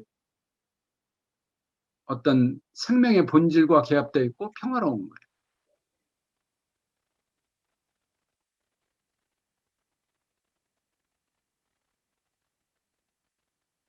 그런 분을 우리가 이제 부처님이라고 하는 것이고, 그런 분이라야 이제 만중생의 스승이 되고 어버이가 된다, 이렇게 말할 수 있는 것이 아닌가. 이제 그런 깨달음을 얻으시고 만중생의 삶이 너무 안타까우셔서 제도문을 성현들은 열으시는 거죠. 그것이 종교예요, 사실은. 요즘 종교가 하도 그 이상한 짓을 많이 해가지고 세상 사람들 종교는 다 이상한 것인 줄 알아가지고 요즘 어디 가서 뭐 종교를 신앙한다고 그러면 별로 환영을 안 해요. 세상 사람들이. 종교가 그만큼 신용을 많이 잃었어요. 근데 그러나 이제 성현들의 참뜻은 그게 아니다. 이제 붓다나 예수나 우리 대종사님이나 정말로 저는 그래서 지금 종교가 이렇게 어떻게 보면 한가를 맞아가지고 형편없이 세상 사람들한테 손가락질을 받고 좀 그런데, 그러나 그럼에도 불구하고 종교는 대체가 불가능한 영역이라고 봅니다. 그래서 이럴수록 누군가 세상을 위해서 이 진리를 끝까지 지켜내고 그것을 보존해서 세상에 전하는 일을 해야 되는 것이 이제 해야 되는데, 그 중심에 나는 원불교가 있어야 된다. 지금 세상이 말세라고 그러는데 말세가 되기 때문에 종교조차도 다 타락해서 종교의 본질을 다 잃어버렸어요. 그런데 그럴 때 그래도 그 종자를 끝까지 지키는 집단이 있어야 세계가 희망이 있는 것이지, 종교가 이대로 끝나면 세상은 희망이 없는 거예요. 왜? 이런 진리는 종교가 아니면 설명을 할 수가 없어요. 이것은 수많은 철학자들이 나오고 수많은 인문학자들이 강의를 하고 이렇게 해도 이런 문제에 딱 가서 그 얘기를 해보면 설명을 못해요. 그리고 이것은 또 이렇게 말로 설명하고 머리로 알고 이런 세계가 아니에요. 이것은 정말로 오랜 내공을 거쳐서 터득해야 되고 증득해야 되고 체득해야 되는 세계이기 때문에, 그래서 저는 종교가 대체 불가다 이제 이런 생각이 들어지고, 그럴수록 우리는 이런 마음 공부에 대해서 더 깊은 사명감을 가져야 된다. 저는 그런 의미에서 지금 우리가 이렇게 하고 있는 마음 공부, 우리가 교당에도 교도님들이 많이 이렇게 내왕을 하시잖아요. 그러나 이제 이런 진리에 깊이 이렇게 천착해서 공부할 마음을 내는 사람은 교도 가운데도 소수에 많지가 않아요. 많을 수가 없어요. 쉽지가 않습니다. 저는 그래서 이 자리에 지금 오신 분들은 다 대종사님하고 전생에 다 약속하신 분들이라고 저는 봅니다. 그럴 수밖에 없을 거예요. 맞아요. 네, 그러면 이제 또 다시 얘기로 돌아와서, 그럼 우리가 정말로 이 무명을 어떻게 벗어날 수 있나? 무명은 탐진치에서고 탐진치는 에고의 자아에서 온다고 그랬는데, 그러면 사실은 이것이 무명이라든지 탐진치라든지 에고의 자아라고 하는 말은 사실은 다른 말이 아니에요. 둘이 아닌 말이에요. 같은 말이고. 그렇기 때문에 아직 이제 우리가 공부가 부족하고 수행력이 부족한 우리들로서는 이 탐진치가 무명의 원인이 되는 이제 삼독심이라고 이렇게 말을 했으니까, 이제 초심자들은 그렇게 공부하는 것도 저는 일리가 있다고 봅니다. 우리가 당연히 이 삼독심, 탐진치를 멀리 해야죠. 탐심을 안 내야 될 거잖아요. 탐욕심이 안 내야 되죠. 진심도 안 내야 되죠. 치심도 안 내야 되죠. 그렇게 공부하는 것이 맞는데, 제가 지금 오늘 드리는 말씀 중에 아주 중요한 말씀인데, 그러나 이제 탐진치를 범하지 않으려고만 노력해가지고 그런 수행만 가지고 탐진치를 완전하게 벗어나기는 어렵다. 그런 생각이 들어요. 왜냐하면 이게 탐진치 삼독심이라는 것은 아까도 설명한 것처럼 에고의 자아에서 오기 때문에, 에고의 자아가 없어지지 않는 한 탐진치는 영원한 거예요. 우리는 몸을 가지고 살잖아요. 몸을 가지고 살죠. 네. 지금 예를 들어서 우리가 병에 걸렸다고 생각하면 그 몸이란 것에 고통을 벗어날 수가 없잖아요. 그러면 당연히 맞으면 이런저런 마음 나와요. 그러니까 우리가 그 에고, 사람이 산다는 것은 이런 육체를 가지는 거예요. 또 말하자면 우리가 사람이 세상을 나와서 세상에 태어나가지고 산다는 것은 생각을 해서 그 생각을 가지고 세상에 드러내서 사는 거죠. 그것이 이제 삶인데, 그런 속에서 어떻게 그러면 탐진치를 벗어날 수가 있냐? 이것이 또 어려운 문제예요. 굉장히 어려운 문제인데, 저는 이제 이렇게 생각합니다. 제 생각이기도 하고, 저는 이제 교전에 있는 말씀을 최대한 이렇게 이제 이해를 했는데, 우리가 산다는 것은 육체와 동거하는 거예요. 육체를 벗어나 살 수가 없어요. 그리고 마음작용을 떠나서 살 수가 없어요. 어떤 개별적 존재로서 세상을 살게 될 때 다 몸과 마음을 가지고 자기 개성대로 살게 돼 있어요. 자기 업을 가지고 살게 돼 있는 거예요. 그렇다면 어떻게 우리가 그러면 그런 그 에고의 자아로부터 벗어날 수가 있는가? 이게 이제 최대 과제인데, 육체는 죽어야 벗어날 수 있는데 그러면 우리는 죽어야 되는가? 그 말이 이상하잖아요. 우리가 죽어야 공부할 수 있다 그러면 말이 이상하죠. 또 마음작용이 없어져야 우리가 말하자면 그 본래 마음을 알 수 있다고 하면, 그 마음작용이 없어져야 하는데 그러면 과연 우리가 마음작용을 안 하고 세상을 살 수 있는가? 이것도 말이 안 맞는 거예요. 그래서 성리 문제가 나오는 거예요. 성리 공부를 얘기를 하는 거예요. 초심자들에게는 야, 죄짓지 마라, 도둑질하지 마라, 간음하지 마라, 뭐 살생하지 마라 이렇게 가르치지만 깊은 공부에 가면 성리 공부를 안 할 수가 없는 거예요. 그래서 성리를 응용해서 말하자면 이 터널을 빠져나갈 수 있는 비결을 알려주신 것이 이제 이 공부예요. 이론상 진리법이에요. 물론 이제 불교에서도 이런 말씀이 많이 있기는 있어요. 없는 것은 아닌데 그러나 이제 우리는 좀 더 쉽게 할 수 있도록 대종사한테 말씀해 주시기 때문에 우리가 육체를 그 마음 공부를 성취하기 위해서 우리가 죽을 수도 없고 마음 공부를 성취하기 위해서 마음작용을 안 할 수도 없는 것이기 때문에 그렇다고 하면 그러면 어떻게 해야 되냐? 어떻게 해야 우리가 몸과 이 마음으로부터 진정 자유로워져 가지고 해탈하고 자제하고 자적하는 삶을 살 수 있는가? 평화의 삶을 살 수가 있는가? 이제 이렇게 생각을 하면 우리가 몸을 쓰되 몸이라고 하는 것이 참나가 아닌 것을 알아서 몸에 묶이지 않고 또 마음을 우리가 안 쓸 수는 없어요. 마음을 쓰되 그 마음이 참마음이 아닌 것을 알아서 마음에 그 묶이지 않는 비결, 그것을 아는 것이 오늘 제가 드리는 이제 강의의 핵심인데 이게 이제 조금 이제 이해가 어려울지는 모르겠어요. 근데 그래도 자꾸 들으시면 한 번 듣고 두 번 듣고 세 번 들으면 이제 조금씩 이해가 되고 또 그걸 가지고 실제로 생활에서 우리가 이렇게 여러분들 지금 마음 공부하듯이 그렇게 계속 해보면 그 조금씩 이런 것이겠구나 이랬구나 이렇게 조금씩 알게 되니까 절대로 마음 가운데 미리 막 포기하거나 좌절하고 그런 일은 하나도 없어요. 조금 이제 그 얘기는 또 뒤에 가서 한 번 더 얘기를 할 기회가 있으니까 또 그렇고 조금 다른 얘기를 할게요. 일상수행요법은 우리가 이제 상시에 일상에 사는 공부인데 특히 이제 1, 2, 3조는 그 일상생활 가운데 경계를 당해서 내 마음이 경계를 당해서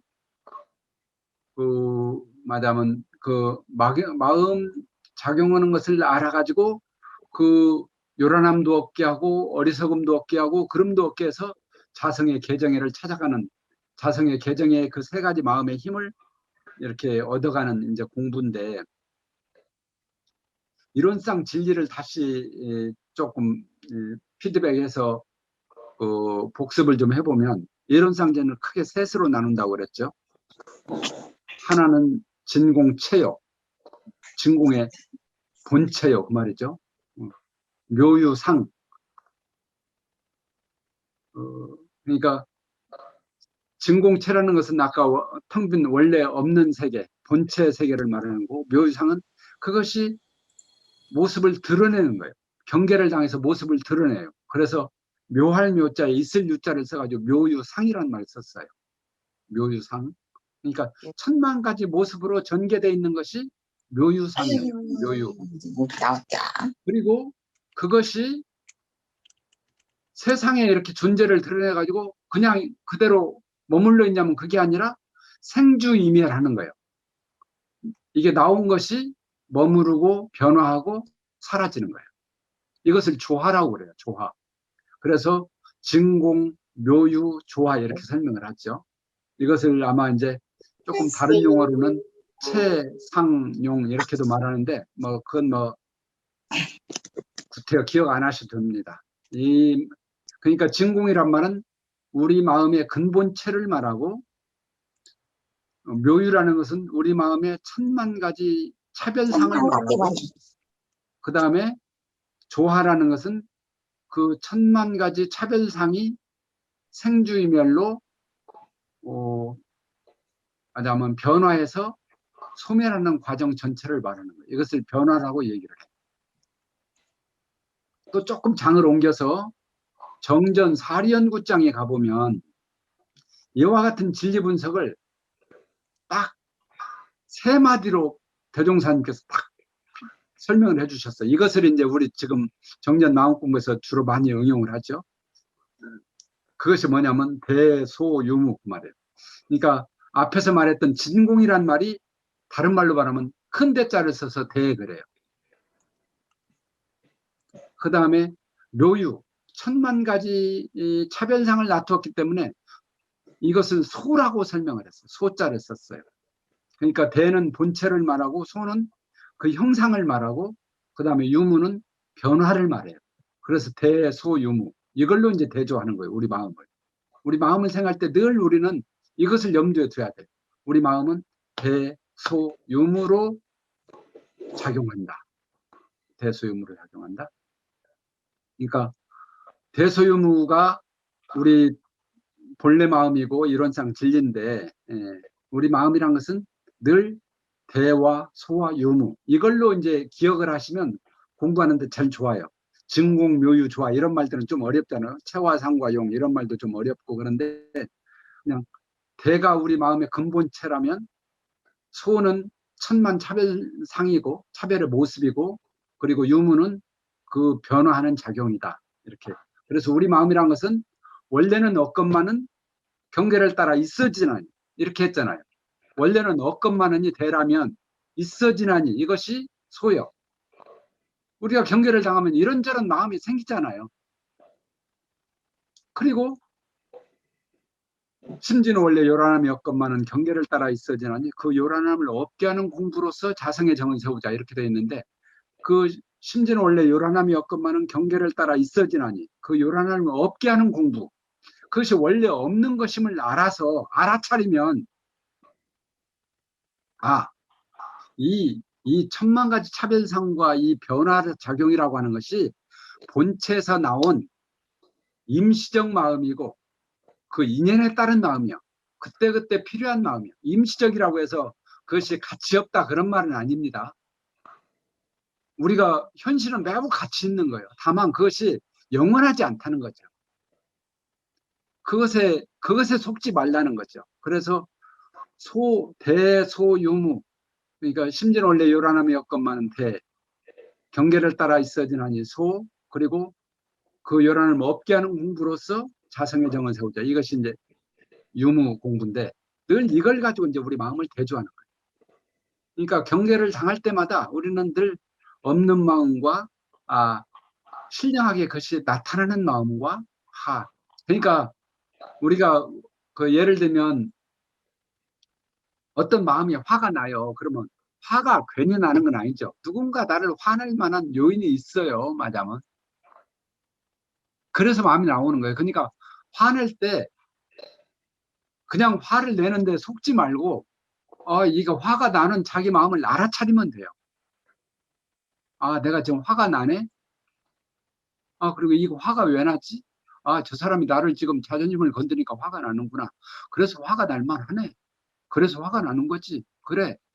그렇게 이해를 하면 그 화의 에너지가 마치 저는 비유를 이제 그렇게 하고 싶은데 풍선이 팽팽하게 불었다가 탁 놓으면 바람이 살짝 빠지잖아요. 살짝 빠지면 그 풍선은 안 터집니다. 그렇죠? 그런 것처럼 그 알고 알아차리기만 해도 그것이 맞으면 엉뚱한 데로 가질 않아요. 그리고 그런 공부가 축적돼서 공부가 되는 것이기 때문에 이 마음을 자꾸 대소유무에 비유해서 내 마음의 작용을 이렇게 알아차리고 이렇구나 그렇구나 그리고 그런 마음을 오히려 인정해주고 받아주고 수용해주고 포용해주고 다독거려주고 그것이 매우 중요하다. 자꾸 그런 마음을 이렇게 배타하면 안 돼요. 배타하는 것보다 오히려 그런 마음을 수긍해주고 포용해주고 내 마음에서 짜증이 나요. 그러면 내가 짜증이 나네. 이 짜증이 왜 나지? 이렇게 해서 이러니까 짜증이 나는구나. 내가 지금 돈이 좀 필요한데 돈이 없으니까 짜증이 나는구나.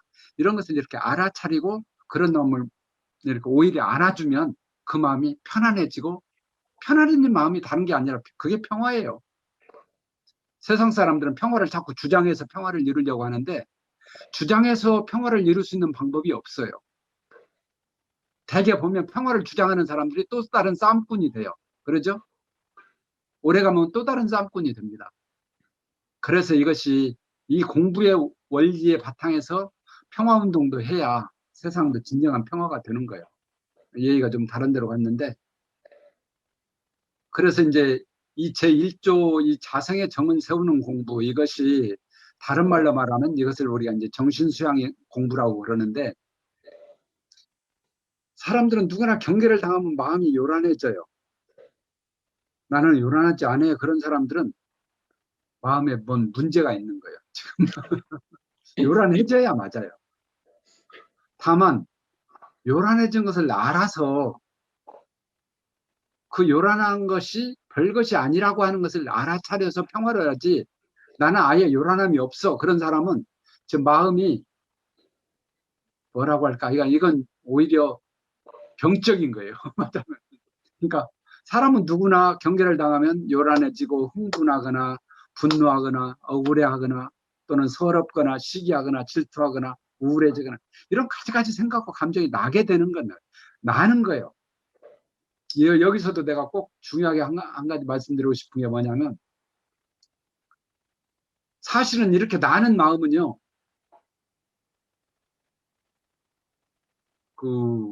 나한테 권리가 없어요. 그냥 나는 거예요. 본능적으로 나는 거예요. 그러면 그런 마음 나는 것을 냅둬야 되냐? 그 말은 아니에요. 사람들은 자꾸 이렇게 경계를 당해서 마음이 날 때 그 마음을 안 내려고 그래요. 근데 안 내지는 게 아니라 마음이 나죠. 그러니까 안 나는 것처럼 자꾸 말하자면 이렇게 뭐라고 할까, 꾸며요. 마음을 꾸며 감추어 마음을. 그러면 공부가 전혀 진전이 안 돼요. 자기가 실제로 마음이 요란해지고 분노하고 억울해지고 서럽거나 시기하거나 이런 마음을 인정하고 알아차리고 받아줘야 돼요. 아, 내가 지금 이런 일을 당하니까 질투심이 나네. 질투심 왜 나지? 아, 나도 저렇게 저 친구처럼 잘하고 싶은 마음이 있으니까 질투심이 나는구나. 이렇게 받아줘야 되지. 나는 질투가 나는데도 불구하고 나는 그런 마음은 없어. 응? 이렇게 그냥 아닌 것처럼 이렇게 자꾸 감추면 공부가 진전이 안 된다. 그래서 이런 마음이 나는 것은 권리가 나한테 있는 게 아니라 그냥 나오는 거예요. 나는 어떤 권리만 있냐? 그 마음을 알아차리고 받아줘서 요란하지 않게 하는 권리가 나한테 있어요. 그걸 수행이라고 말하는 거예요. 근데 수행을 잘못하는 사람은 마음이 요란해지면 요란하지 않으려고 자꾸 꾸며요. 요란하지 않으려고 막 마음을 억눌러요. 그렇게 하고는 안 돼요, 공부가. 오히려 그것을 그냥 받아주는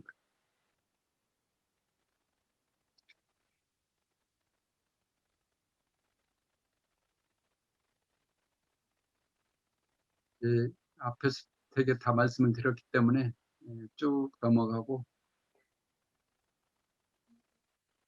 2조, 3조도 뭐 크게 설명 안 해도 될 것 같아요. 그냥 사실은 자성의 정 공부가 매우 중요합니다. 물론 개정회가 똑같이 중요해요. 똑같이 중요한데 이게 정 공부가 바탕이 안 되면 그 지혜를 세우는 공부가 잘 안 돼요. 마치 비유를 하면 뭐와 같냐면, 물이 탁하면 그 아래까지 들여다볼 수가 없잖아요. 근데 자성의 정 공부는 그 물이 탁한 물을 가만히 놔두고 이렇게 관찰을 하면, 알아차려서 살피면 그 물이 이제 흙탕물이 쫙 가라앉죠. 그러면 그 안에가 이렇게 보이는 것처럼 지혜는 이제 그런 것이요. 자성의 해라는 것은 그런 것이어서 경계를 당하면 일단 멈추고 그 온전함을 회복해. 아까 이제 자성의 정공부를 통해서 그 온전함이 회복되면 저절로 판단이 쫙 돼요. 우리 본래 마음에는 그런 판단을 할 수 있는 아주 신비한 능력을 가지고 있어요. 우리 마음은 그런 걸 완전히 가지고 있다는 거예요. 부처님 말씀에 의하면 원망부족하다 그러잖아요, 지금. 어떤 능력을 가지고 있냐? 무엇이 선인지, 무엇이 악인지, 무엇이 죄가 되는지, 무엇이 복이 되는지, 무엇이 고가 되고 무엇이 낙이 되는지, 무엇이 옳은 것이고 무엇이 그런 것인지를 대체로 알게 돼. 그러니까 자성의 정공부가 그래서 중요해요. 마음이 막 요란할 때 선악을 판단을 하면 판단이 잘 안 돼요. 왜곡돼요, 자꾸. 마음이 막 콩당콩당 뛰어요. 지금 이게 흥분이 돼가지고 화가 막 나서 막 분노가 치솟아 올라요. 불길이 막 이렇게 치솟아 오르는데 거기서 죄냐 복이냐를 따지려면 판단이 안 돼요. 그럴 때는 마음을 차분하게 가라앉히는 이 자성의 정공부가 매우 중요하죠. 그리고 이제 해가 있고 그 해 바탕에서 이제 이 실천 공부가 또 중요한데 특히 우리 원불교에서는 이 실천 공부를 매우 강조합니다. 예. 생활 종교를 강조하기 때문에 또 실제로 이 실천을 하지 않으면 자성의 정과 해를 세운다고 한들 그것이 공덕이 맞으면 없어요. 마치 뭐와 같냐면 나무가 잎도 잘 피었고 꽃도 잘 피었는데 열매가 안 익은 것과 같아요. 그러면 공덕이 제대로 없는 거죠. 그래서 실천 공부, 자성의 계 공부는 이제 실천 공부인데 일단 멈춰서 온전한 생각을 넣고 온전한 생각을 얻게 되면 그 얻은 결론을 가지고 이렇게 죽기로서 실천하는 공부. 죽기로서라는 말을 썼어요. 그러니까 여기는 상당한 결단이 필요해요. 특히 우리가 이제 업이 두텁고 습이 많은 사람들, 습이 굉장히 깊게 뿌리내린 사람들은 허든 버릇이 있기 때문에 허든 버릇에서 유턴하려고 하면 잘 안 돼요. 예를 들면 담배를 피우거나 술을 마시는 사람이 그거 끊으면 금단현상이 일어난다고 일어났잖아요. 그런 것처럼 다른 것도 마찬가지예요. 술, 담배만 그런 게 아니라 우리 습관도 다른 것 마찬가지예요. 자기 하던 버릇이 있어요. 습관이 있고 일 처리도 자기 방식대로 안 하면 짜증내요. 막 화내고 사실은 방법이 여러 가지가 있을 수 있는데도 불구하고 꼭 자기 식으로만 해야 되는 사람들이 있어요. 그러니까 이제 그런 것들을 이렇게 공부하기로 하면 뭔가 이렇게 기질을 변화하려고 하면 죽기로서 이런 표현을 썼어요. 죽기로서 실천하는 공부가 중요하다. 대종사님께서는 하여간 실행이 없는 공부를 꽃이 없는 열매가 없는 꽃에다도 비유하시고 또 어디 보면 보기 좋은 납도끼 얘기가 나와요. 납도끼랑 납으로 그 도끼를 만들면 납이란 것은 부드럽기 때문에 아마 이쁘게 잘 만들겠죠. 근데 그걸 가지고 장작은 못 펴잖아요. 쓸모없는 거예요. 쓸모없는.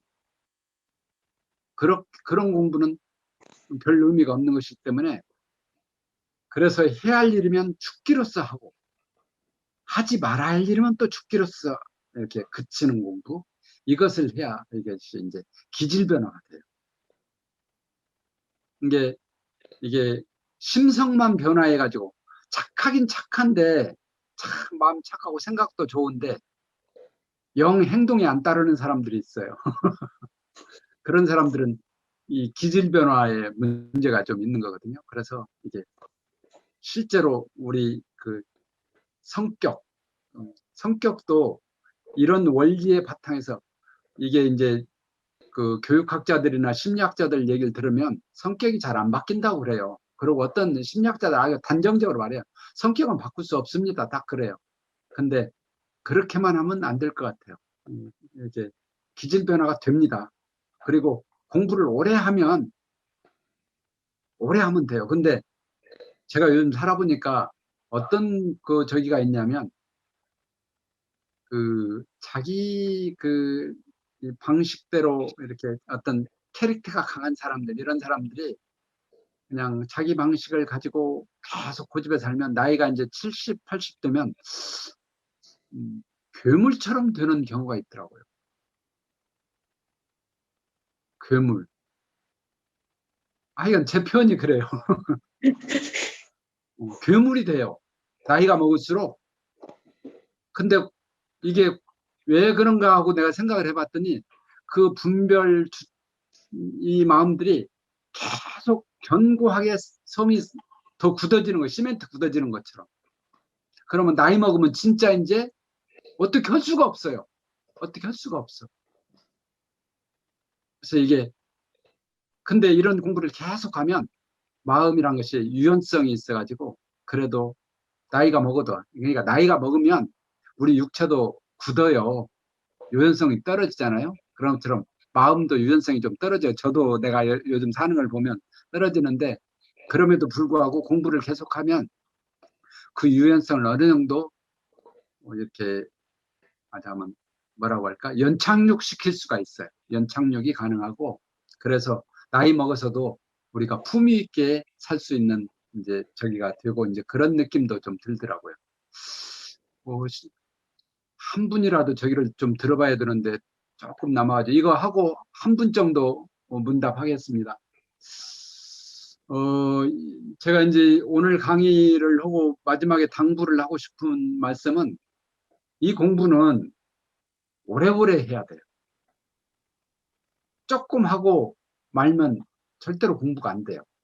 그래서 근데 이게 오래오래 하려면 되게 이제 사람들이 권태증 때문에 못 하는데, 우리 공부는 뭐 어디 토굴 속에 들어가서 막 정진하고 이런 것도 아니기 때문에, 경계를 당할 때마다 우리 무선법에 보면 그렇게 표현이 되어 있죠. 경계를 당할 때마다 공부할 때가 돌아온 것을 염두에 있지 말고 하고 또 하고 오래오래 하면 되는 거예요. 부처님 같은 분도 500생을 닦았다고 이런 말씀이 있고, 우리 대산종사께서는 야, 부처님도 500생 닦았다는데 우리는 5천급 아니야 5만급 5억급을 닦자, 뭐 이런 말씀도 이제 하셨기 때문에 그 말씀은 그냥 오래오래 하는 거예요. 이게 공부가 되게 그르치는 사람들의 경우를 내가 이렇게 살펴보면, 되게 공부에 대해서 조급증을 가진 사람들이 되게 공부가 지속되지를 못하고 그러더라고. 비교를 하면 뭐가 같냐면, 그 우리가 떡을 찔 때, 시루에다가 떡을 찔 때 그 자꾸 떡이 익었나 안 익었나 자꾸 솥을 열어가지고 이렇게 찔러보는 것하고 똑같아요. 그래가지고 떡이 성기고요. 그러면 절대로 떡이 안 익습니다, 나중에. 예, 그러니까 그냥 느긋하게 신압으로, 전라도 말로 싸목싸목, 그 말이 참 좋은 것 같아요. 싸목싸목 하다 보면 그냥 공부가 깊어져요. 근데 이제 이렇게 중간에 공부 흐지부지 하는 사람들은 되게 그 그릇이 작아요. 그릇이 작다는 말은 다른 말로 말하면 어떤 그릇이 작냐? 신심과 서원이 작다는 거예요. 이게 도가에서는요, 그래서 우리 신성품 1장 여러분도 혹시 나중에 한번 보세요. 신성품 1장에 보면 첫 대목에 그 신심 깊은 사람을 법기라고 표현을 하고 있어요. 법법자의 그릇 기자를 썼어요. 법의 그릇이 크다 그 말. 신심. 지금 비록 공부를 많이 하지 않아서 그릇은 그 내용은 적을지 몰라도, 그릇이 큰 사람은 언젠가 큰 공부를 하는 거예요. 그것이 신심과 서원이에요. 그 법기의 4가지 조건에 대해서 신성품 1장에 보면 자세히 나와 있으니까 꼭 한번 보시고, 또 하나 제가 이제 꼭 그 당부를 하고 싶은 것이, 이 얘기를 제가 이제 요즘 와서 많이 강조하고 있는 얘기인데, 공부를 할 때 여법하게 해야 돼요. 여법하다는 말은 법에 줄맞게 해야 되는 거예요. 누가 이렇게 했으니까 그냥 나도 그렇게 한다 이런 게 아니라, 그러면 그 법의 근거가 뭐냐? 그게 정전입니다. 지금 정전을 벗어나서 하는 공부들을 자꾸 얘기를 하고 그런데, 정전에 맞게 해야 돼요. 물론 이제 세상의 법도 필요에 따라 응용할 수 있어요. 정전이 모든 것을 다 말씀하는 것은 아니기 때문에. 그러나 이제 가장 근본되는 뼈대는 정전의 근거를, 정전의 근거에서 여법하게 공부해야지, 자기 경험에 갇혀가지고 자기 경험 방식을 계속 고집하면 그 사람은 또 나중에 반드시 문제를 일으켜요. 그리고 자기 방식을 안 따르면 그 사람은 공부를 잘 못한다고 또 그래요. 그건 아닌 거예요. 우리 그 판단의 기준이 뭐냐? 그건 정전이에요. 그게 대종사님 말씀이시죠. 그러니까 그렇게 해서 오래오래 이렇게 공부하는 것이 참 중요하다, 그런 말씀 듣고, 그런 것들이 이제 그 여법하게 이게 수행을 안 하고 그냥 그러면서 공부를 좀 해가지고 나름대로 어떤 체험을 얻게 되고, 나름대로 어떤 증득과 체득을 좀 얻게 되고 대중의 신망을 받게 되면 자꾸 자기 생각이 생겨나요. 그리고 자기 주장을 만들어냅니다. 이것을 대종사님께서 중근기라고 그러셨어요. 중근기. 중군기가 되면 마음 공부는 거기서 끝이에요. 더 이상 깊어질 수가 없어요. 그러나 우리가 공부하는 과정에서 중군기를 경험할 수밖에 없는데, 그럼 어떻게 우리가 중군을 벗어날 수 있냐? 중군기가 되더라도 아, 내가 지금 중군병에 걸렸구나. 이것을 알아차리고 인정하고 받아들이고, 그래서 그것을 참여하고 개선하고 공부하면 중군을 벗어날 수 있다고 그러셨어요. 대종사님께서 이 중군에 대해서 아주 굉장히 무서운 말씀을 하셨거든요. 뭐라고 하셨냐면, 중군에 걸려서 중군병에 걸린 것을 알지 못하고 공부하는 사람은 말로가 비참하다 그러셨어요. 그 말씀은 마음 공부에서 말하자면 아웃되는 거예요. 아웃되는 거. 말로가 비참하다 그랬거든요. 그러니까 그래서 우리가 마음 공부를 할 때 늘 기준 잡아야 될 거, 응? 표준 세워야 될 거. 이것은 정전이고 이론상 진리고 삼학팔조 사은사요. 그리고 우리 수행법 가지고 해야 된다. 그러면서 또 대종사님께서 또 다른 법은 일체 보면 안 된다 이렇게 말씀하시지는 않았거든요. 보조국사의 수심결도 말씀을 하셨고 금강경도 말씀을 하셨고 또 여러 가지 이렇게 다른 종단의 그런 경전도 말씀을 하셨기 때문에 참고는 할 수 있지만, 그러나 대종사님의 법이 골격이 딱 서져야 이제 그것이 진짜 이제 공부인으로서 어떤 그 자세가 서졌다 이렇게 말씀할 수 있지 않을까 이런 생각이 좀 들어져서 여기까지 이제 오늘 그 강의를 좀 마치고요. 시간이 지금 조금 남았는데 한 분 정도만 문답을 좀 하겠습니다. 그래서 혹시 오늘 오신 분 중에 문답거리를 가지고 오신 분 있으시면 일기를 써가지고 오셨거나 또는 문답하실 내용이 있으시면 한 분만 좀 말씀을 하시면 하고 오늘은 마치겠습니다. 아마 주로 이제 다른 시간에 여러분들이 이제 실제로 그 일기나 이런 걸 써가지고 와서 문답 감정을 하고 실전 임상을 하기 때문에 저는 이제 오늘 저는 또 제한테 주어진 제목 자체가 그래서 마음 공부의 원리 이쪽에 이제 주로 포인트를 맞춰서 했기 때문에 다른 실습들은 이제 그때 하시면 될 것 같고, 한 분만 좀 얘기하시죠. 누가 하실 분 안 계시나요?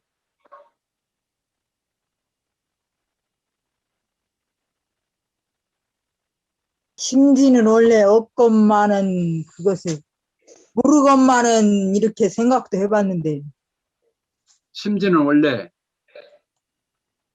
요란함이 없건만은을 모르건만은 모르건만은 몰랐는데 알았다. 글쎄요. 심지는 원래 요란함이 알아차리기 슬프다 기쁘다를 원래 있다 없다가 아니라 내가 알아차림으로 해서 있다는 것을 알잖아요. 조금 더 설명을 한번 해보실래요? 원래 없건만은 이것을 본인이 있다 없다 자체를 모르면은 없는 것을 모르잖아요. 없건만은 심지는 원래 요란함이 없건만은 여기서 이제 없다고 하는 것은 예, 이것도 이제 그 심지는 원래 요란함이 없다 이런 말은 사실은 이 자리는 뭐라고 말할 수 없는 자리예요. 아까도 이제 처음 강의할 때 이제 말씀을 드렸는데, 없다고 하는 것은 강연히 그렇게 지금 말씀을 드리는 거지, 우리 중생들의 공부 표준을 좀 더 이렇게 뭔가 말로 표현을 해줘야 공부를 할 수 있기 때문에.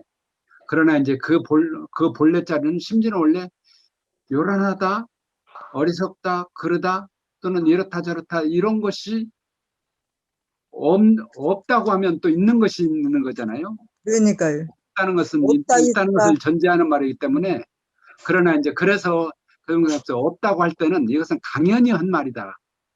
내가 그냥 부득이하게 설명하기 위해서 설명하기 위해서 부득이하게 한 말이다. 그러니까 그 말에 속지 마라. 이제 제가 그런 말씀을 드렸고, 다만 심지는 원래 요란함이 없다는 말의 본래 뜻은 뭐냐?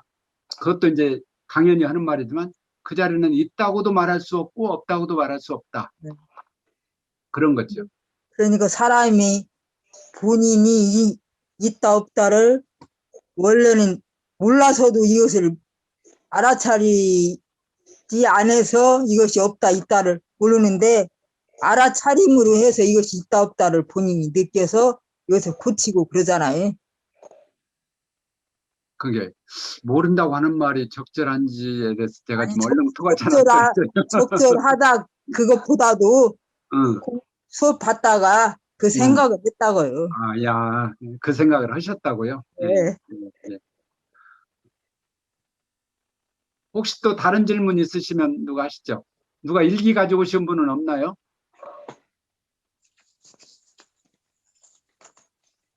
일기를 다 가지고 오셨을 텐데.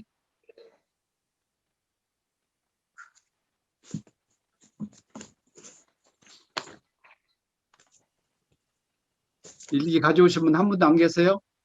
우리 송경자 선생님 혹시 질문 있으시면 그 질문 하시죠.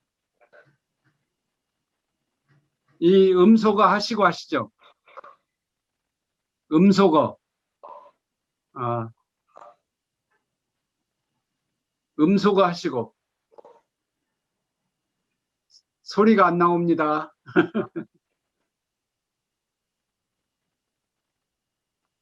아직 익숙치 않으신가? 음소거란 데를 누르면 됐어요. 소리가 나옵니다.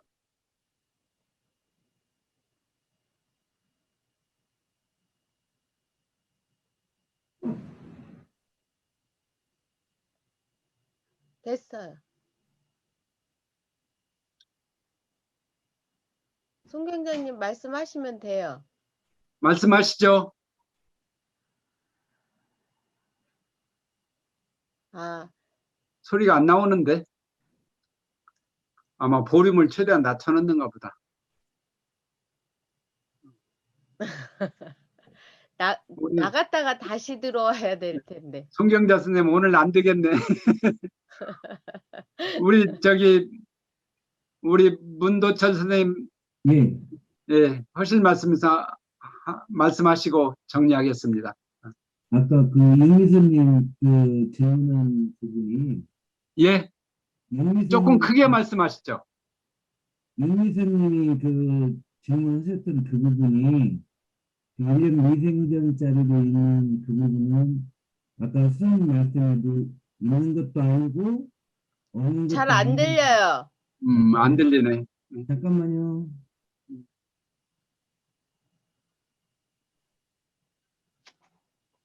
아까 윤미선님 질문하신 그 부분에 그 별자리를 잘 안 들려. 안 들려. 아직도요?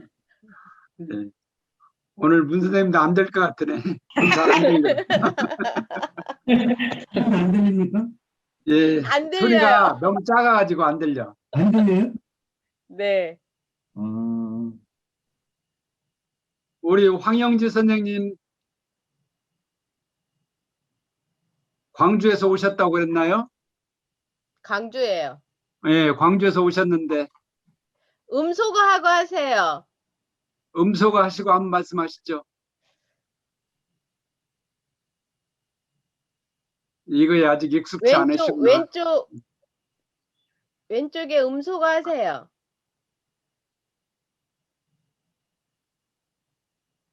지금도 안 됐어.